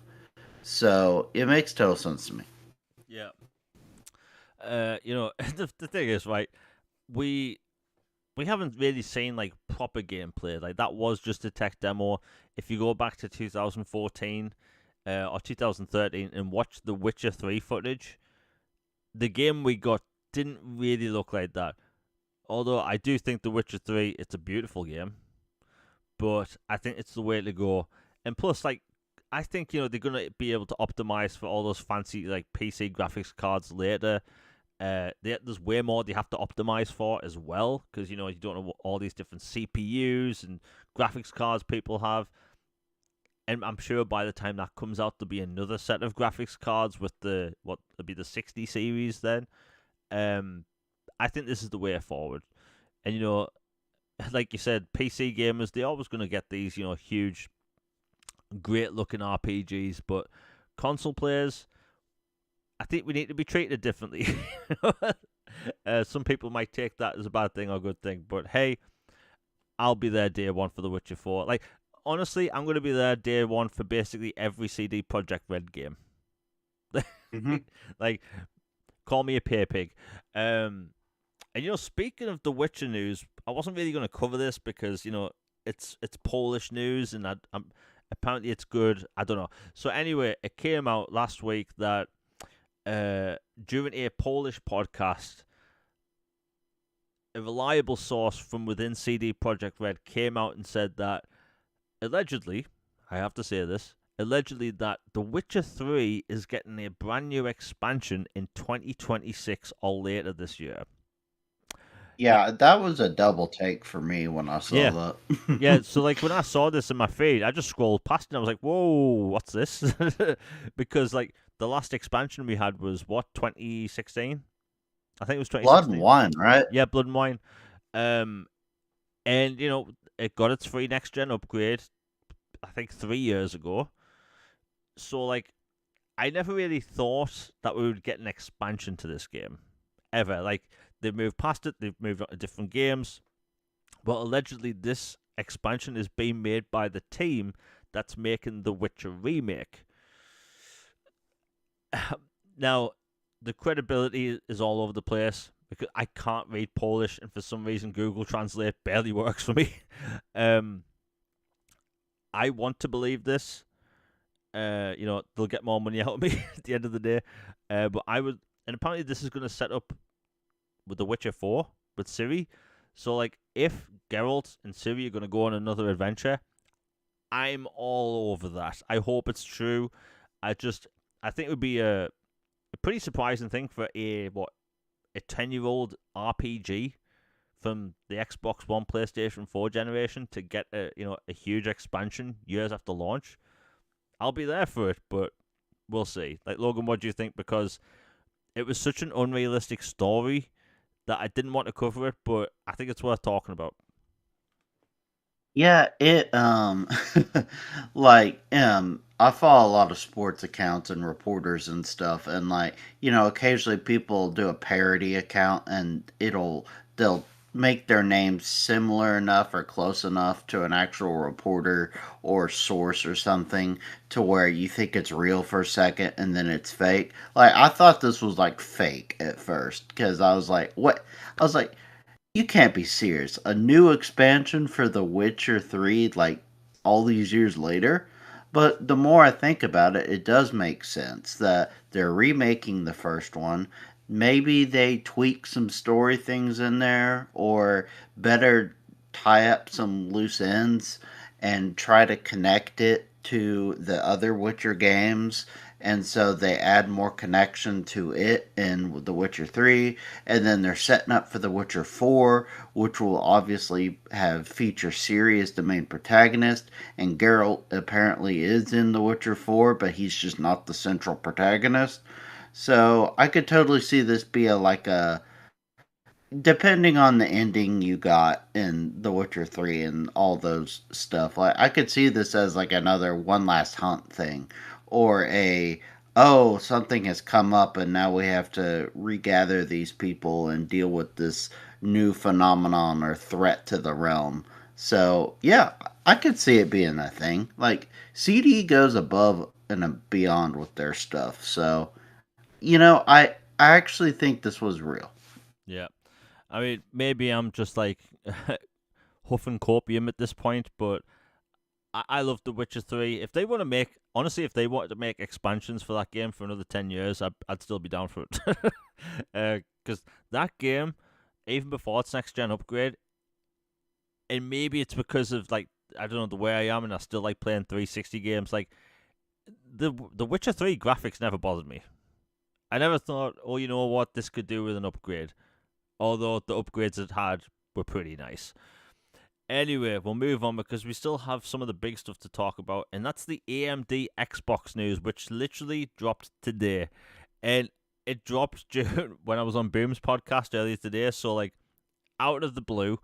And I think it came out just in time because, there's been a lot of speculation. We can't really call it speculation. There's a lot of people been running around saying, Xbox, they're not making any more consoles going forward. And, a lot of people have replied to me, like, I post about upcoming games. And you'd be shocked at how many replies I get, even on YouTube videos of upcoming games. People reply to me saying, I don't want to buy games when there's no future Xbox. Well, there you have it. So anyway, a 2-minute video dropped on the official Xbox YouTube channel today talking about how Xbox and AMD have entered a multi-year agreement for future hardware for consoles and handhelds. Keyword there, handhelds. Talking about how they want to continue making their games backwards compatible across these platforms, and also having the availability to use different stores on your console, not being locked to one store. So that's some pretty big news. So after all the stuff that's happened over the past month and a half, 2 months, when it comes to hardware rumors, they basically said that they are making an next-gen Xbox, they are making a handheld, they're committing to backwards compatibility, and you won't be locked to one video game store. Now, that was kind of Microsoft dropping the mic because, like, people have been speculating all over the place for months, and they just got it all out in that video. It's kind of sad that Microsoft have to keep coming out and telling us that, yes, it's happening, there's going to be consoles. It feels like like, those dysfunctional relationships you say. It's like, I'm not cheating on you. No, like, forget it. It's kind of like that. So, like, for me, I like this news by Xbox. They've clearly heard all the feedback, like, because there's people, like, talking about how there's no consoles going forward. Well, that's not the case, and people tend to forget that, like, Xbox makes more money outside of game sales and DLC and not just Game Pass, right? Game Pass makes a lot of money, but Microsoft having their store on their console makes billions. That isn't money Microsoft's going to say no to. You know, you have more third-party games coming to Xbox than ever before. You have the biggest JRPGs coming to Xbox, and now you have future hardware coming, right? So, yeah, I'm going to have people that constantly complain about the multi-platform stuff, but it's 2025. We're now in June. I think it's time to move on, you know? We've got a good future in the gaming space. I don't know what else to say. Logan, what's your take? Because it did come out of the blue, and it kind of reassured everyone on what we've been wanting. Yeah, I thought for a random Tuesday announcement with little fanfare, that was pretty significant punch they delivered. And yeah, it's sad that it came to that and that they even needed to address it. Like, I know why they did, and I'm glad they did. But like, you know how if you you know how there's like the boy who cried wolf phenomenon and all that. And then there's like certain people you'll believe whatever they say, and then you don't have to bring it up again because you're like, yeah, I they told me this, their words, their bond, whatever. Like, I know that they said they'll do it. But like, take for Bethesda for example. Like, Elder Scrolls 6 was announced like what, like decade ago, feels like decade Yeah. plus maybe. Um and nobody's been wondering, like, is it canceled? Is it this? Is it this? They're like, they're working on it. Todd said they're working on it. I'm not worried about it. They're working on it. And it was simple as that. One little scroll, and it shows up and it says, "Hey, we're working on it, guys. All right, now we're doing these other projects first, but we're working on it." And everybody just took it and was cool with it. But then, like, we had a year ago or months ago, Sarah Bond had a video and confirmed, like, we have a team dedicated to backwards compatibility and forward compatibility and doing all this, and we are making next gen hardware. They literally had a big old breakdown about this like months, if not like a year or so ago. And then for some reason, people put these pieces out there and these articles out there and these speculative things out there that drives up a frenzy again. People get concerned that, well, so and so said this, so it's looking a little dicey and this and this. And so then they have to come out and reaffirm it again. I'm glad they did for those who needed it, and it feels good. But it didn't feel necessary, but I'm glad they did it because now people can hopefully shut up about it and we can just move on. Like, did I want them to go multi-plat? No. But you know what? They did. Cool. As long as I get to play the games I want on the ecosystem I want and keep my library going forward, I'm it's all rainbows and sunshine for me. I'm happy. So, and end of the day, them making next gen hardware and plural, they said platforms and devices and handhelds, which certainly sounds like there will be others besides the Asus ROG that they're going to be making and partnering with and putting out there, along with the Series X successor, along with your library. Like, hey, it's all golden for me. The only concern I have, basically at this point, is if the next gen hardware comes with a disk drive or not, or if at the very least they would make an optional disk add on drive. Like, for it doesn't cost that much to make a USB disk drive to put on. Like, surely they can do that at the very least. But because if that doesn't happen, then that removes a whole bunch of BC Yeah. that are only physical only. Like, I know it's not a huge portion of the library, but it is a noticeable portion. Like, here for your files, King Kong, Peter Jackson's King Kong, 50 Cent's Blood on the Sands. There are several others that I even have in my library that I know are physical only, unless you had bought it digitally way back when. So if they make it to where there's no disk drive or they don't add a disk drive optionally, then that's a bummer. But that's still a small percentage of the library going forward. But I do want a disk drive if they can. Yeah. I mean, yeah, I get that. Look, I think that the smart thing PlayStation did was actually have an external disk drive, because on a device where you have moving parts, the most likely thing to Mhm. break in a device is the crap with moving parts, and that is the fan and the disk drive. And Xbox disk drives, in my opinion, are not reliable. They never have been. Like my Xbox One, like the big one at launch, that got Oh, the fixed. VCR. Yeah, the Yeah. VCR, that got fixed twice for its disk drive. Right, my Series S, actually, that was perfectly fine. I don't know if they made it differently. My 1S, my 1X, that disk drive also needed fixing twice. Like, there's something with Xbox disk drives that they need to sort out, because ever since they had a Blu-ray player put in, something happens to their disk drives after about a year. Right? um, So hopefully they can get that sorted. But yeah, an external disk drive would be perfectly fine. I'd prefer to have an external disk drive than one built into the console, because that way, like, look, if you want to replace something, depending on which country you live in, like, sometimes buying a whole new disk drive would actually be cheaper than getting it replaced or fixed, right? On Xbox's side. So, like, hopefully they do that.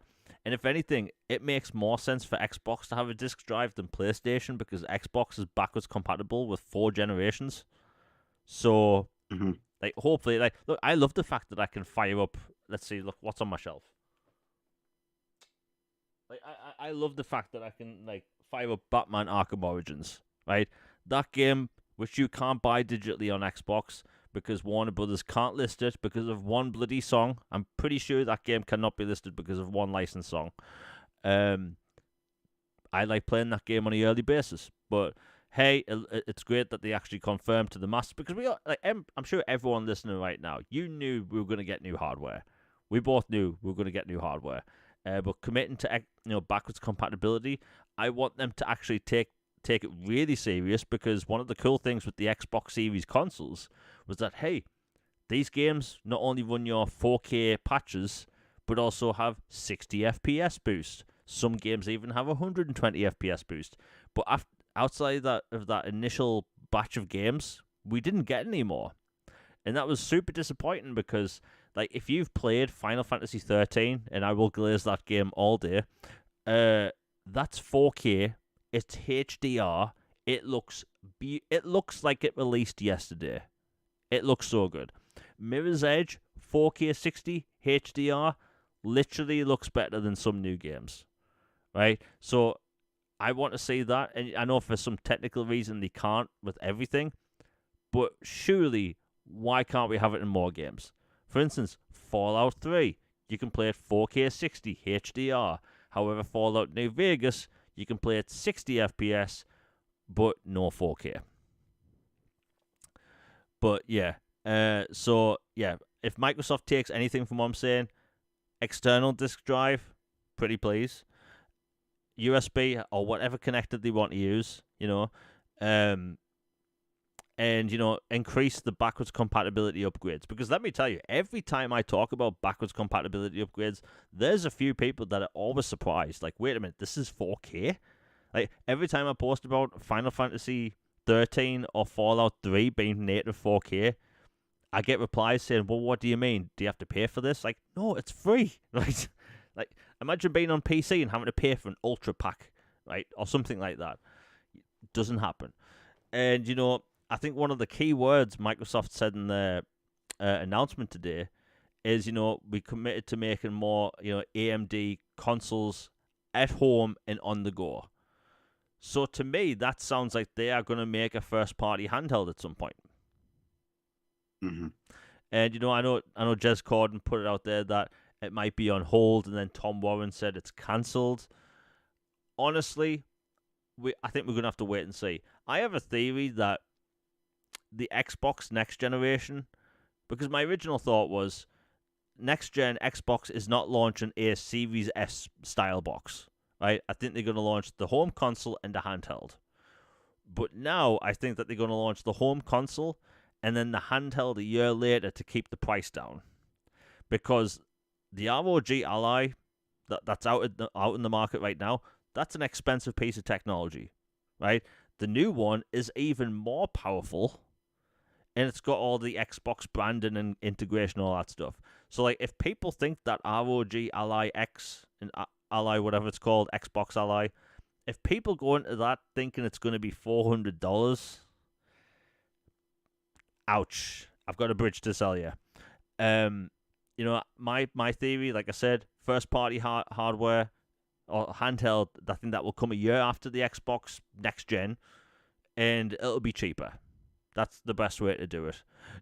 Now, I will say this, and I want to say this for the millionth time for the people in the back, aka Microsoft.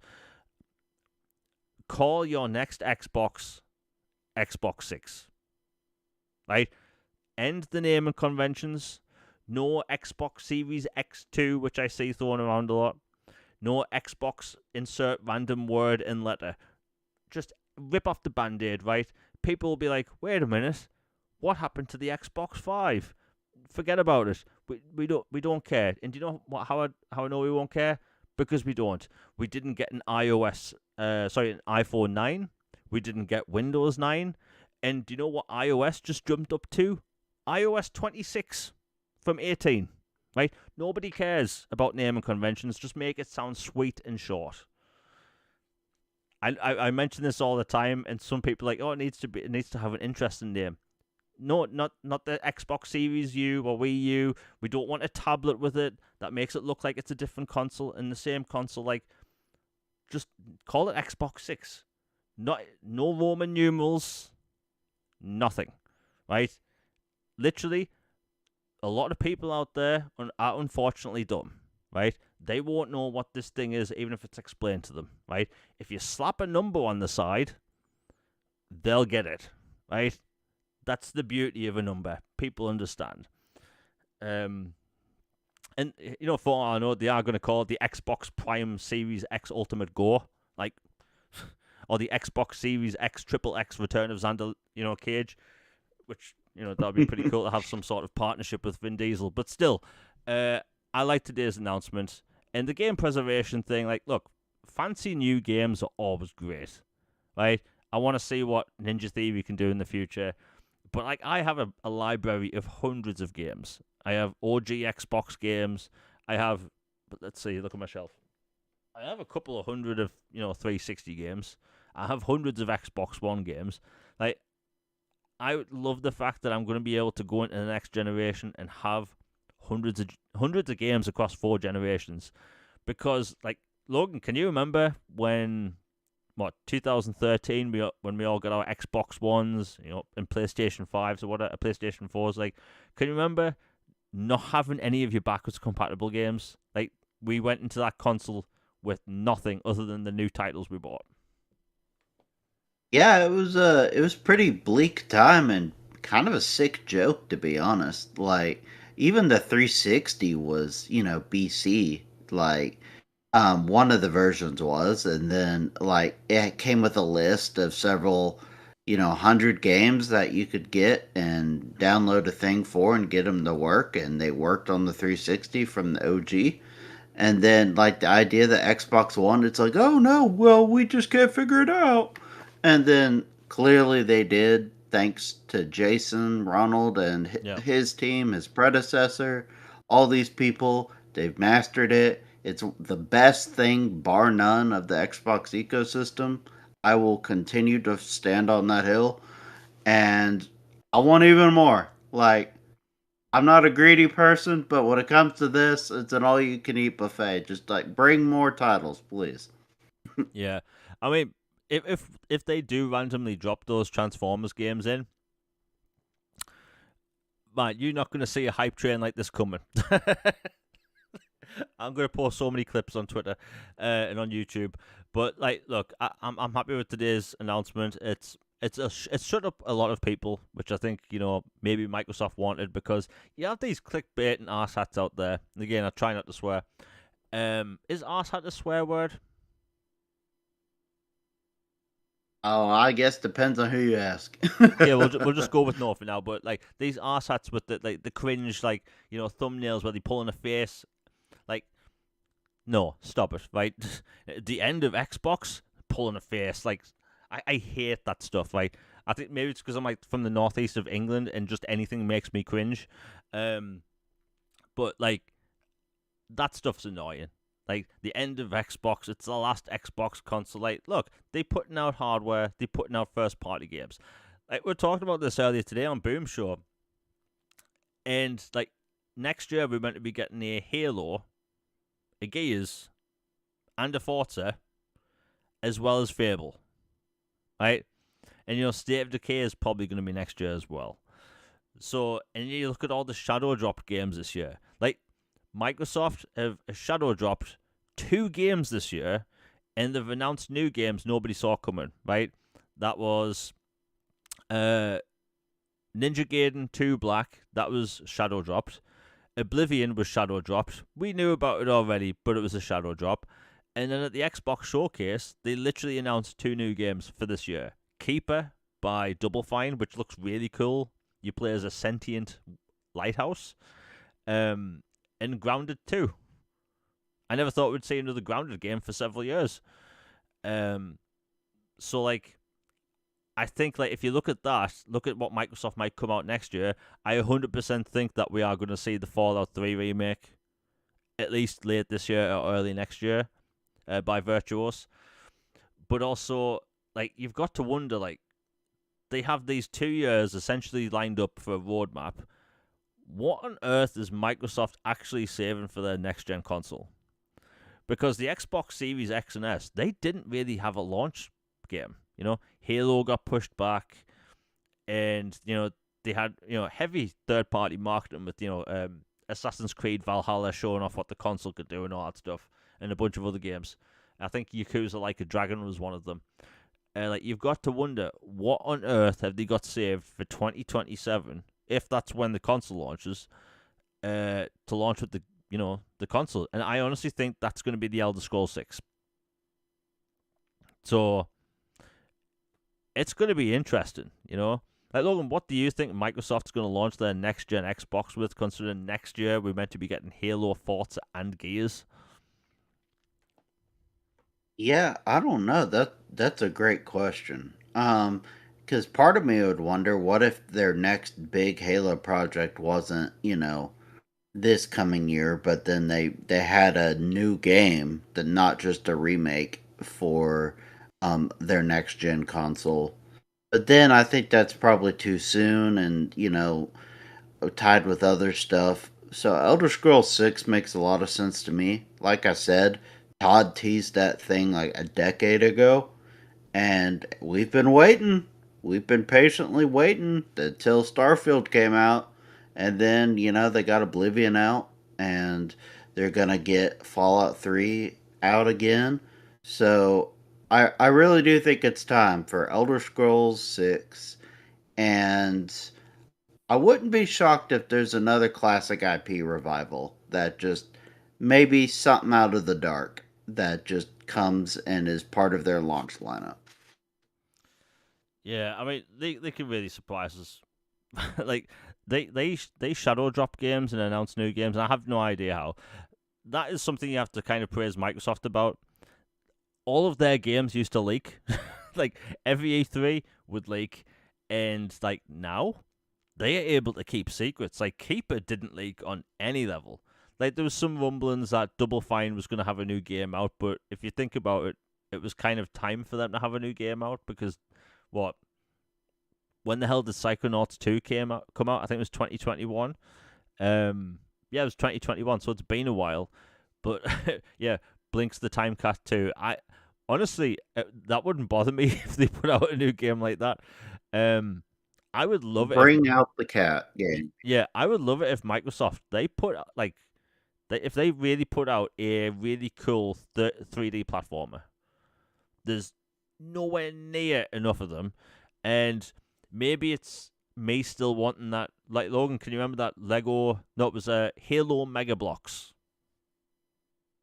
I'm still pissed about that. That was such a dumb cancellation. That thing, we were this close to brilliance. This close. Yeah, I mean, there's a few cancelled games in the past that stick with me. That's one of them, and the other being, Star Wars 1313, which I have to mention basically every week because there's people like me, and I know Logan does as well. Like, the thought of that game kind of upsets me. Oh I'm god. so mad about that game still. That one and StarCraft Ghost, like there are a few that still decades later bother me. Yeah, I think that when it comes to StarCraft Ghosts, like we that was on the front of official Xbox magazine. Yep, and had a demo thing and everything. Yeah, I bet that demo is worth money now. It's like lost to time. Um, but hey, if you're an Xbox fan, like I get that this multi-platform thing is weird, and it is, right. I open up Twitter, and what do I see online? Right, there's people talking about how Gears of War Reloaded multiplayer is insane, right? And I kind of tilted my head sideways like a confused puppy dog because I was thinking, like, this is Gears of War Ultimate Edition. Why are people acting like it's new? And it's like, oh yeah, there's a complete other fan base that they've never really played these games before, and they're new to it. And it is weird seeing a PlayStation logo on a Gears trailer. It's weird. It's like cats and dogs living together. It's not right, but it's happening. And it. By the way, that's Gears of War was #1 on the PlayStation Store. Like, what the hell? Um, Yeah, Xbox is rent free on PlayStation right now in their marketplace. It's quite impressive. yeah. And as far as I know, that does go off revenue, not copies, much like Xbox. So, and by the way, Gears of War Reloaded, super competitive pricing, by the way. I don't know how much it is in dollars, but I think in the UK it's £32. And Free upgrade too. yeah, free upgrade if you own Ultimate Edition digitally. Although this happened since the last show. I think it was on Sunday night. I got a message off Xbox Live saying, "Hey, because you're a fan of Gears, here's a code for Gears of War Reloaded." But I checked. I bought Gears of War Ultimate Edition on disc. I didn't own it digitally. So, hey, I'm not going to say no to a free copy of Gears Reloaded. I replayed Ultimate Edition last year, but to play it again in shiny 4K with HDR in 120 FPS or 60 FPS, I'll take it. Not gonna lie. Getting a free copy or free upgrade for a game, it's pretty sweet. Anyway, Logan, have you got anything else to say before we close out the show? Not just excited for this coming week and looking forward to great games. Yeah, it's gonna be a good week ahead. And for people that watch every week, I don't know if there's been weird audio issues on the back end because my audio levels say it's going all over the place. So it might just be YouTube having problems and it's only me having issues at the minute. But hopefully people listening live, it's been okay. YouTube can have some issues sometimes. It happens. But again, everyone in chat has been amazing. Hopefully, when we go live next week, I keep talking about this green room thing where I want to go live half an hour earlier and talk about the wrestling or some movies because there's a bunch of cool movies coming out and TV shows, all that stuff. So if I can, I'll go live half an hour earlier next week. Talk with people in chat. It'll be fun. And then when the podcast ends, I basically want to cut off the first half an hour. So for people going back to listen to the show, it won't be there. It's something I want to try with. I don't know if it'll work, but if people enjoy it, who knows? We'll see. Hopefully I'm going to get out a video this week and next week. I'm trying so hard to get weekly videos out again. And the video I've got planned for this week, I think people are really going to like. Really going to like. And the video next week is the planned thing, which I think I've already talked about. But anyway, everyone chat's been amazing. Same time next week. Video out this week. And I have live streaming plans coming soon. I've been talking about this for a while. I want to live stream the entire Mass Effect series. When I say series, I mean trilogy. On this channel. So hopefully in the next month, I want to do Mass Effect streams. I'll be on camera, all that stuff. And I'll be on camera for future podcasts, hopefully from the end of this month. We'll see what happens. But anyway, hope everyone has a good day. We are out. Peace, everybody.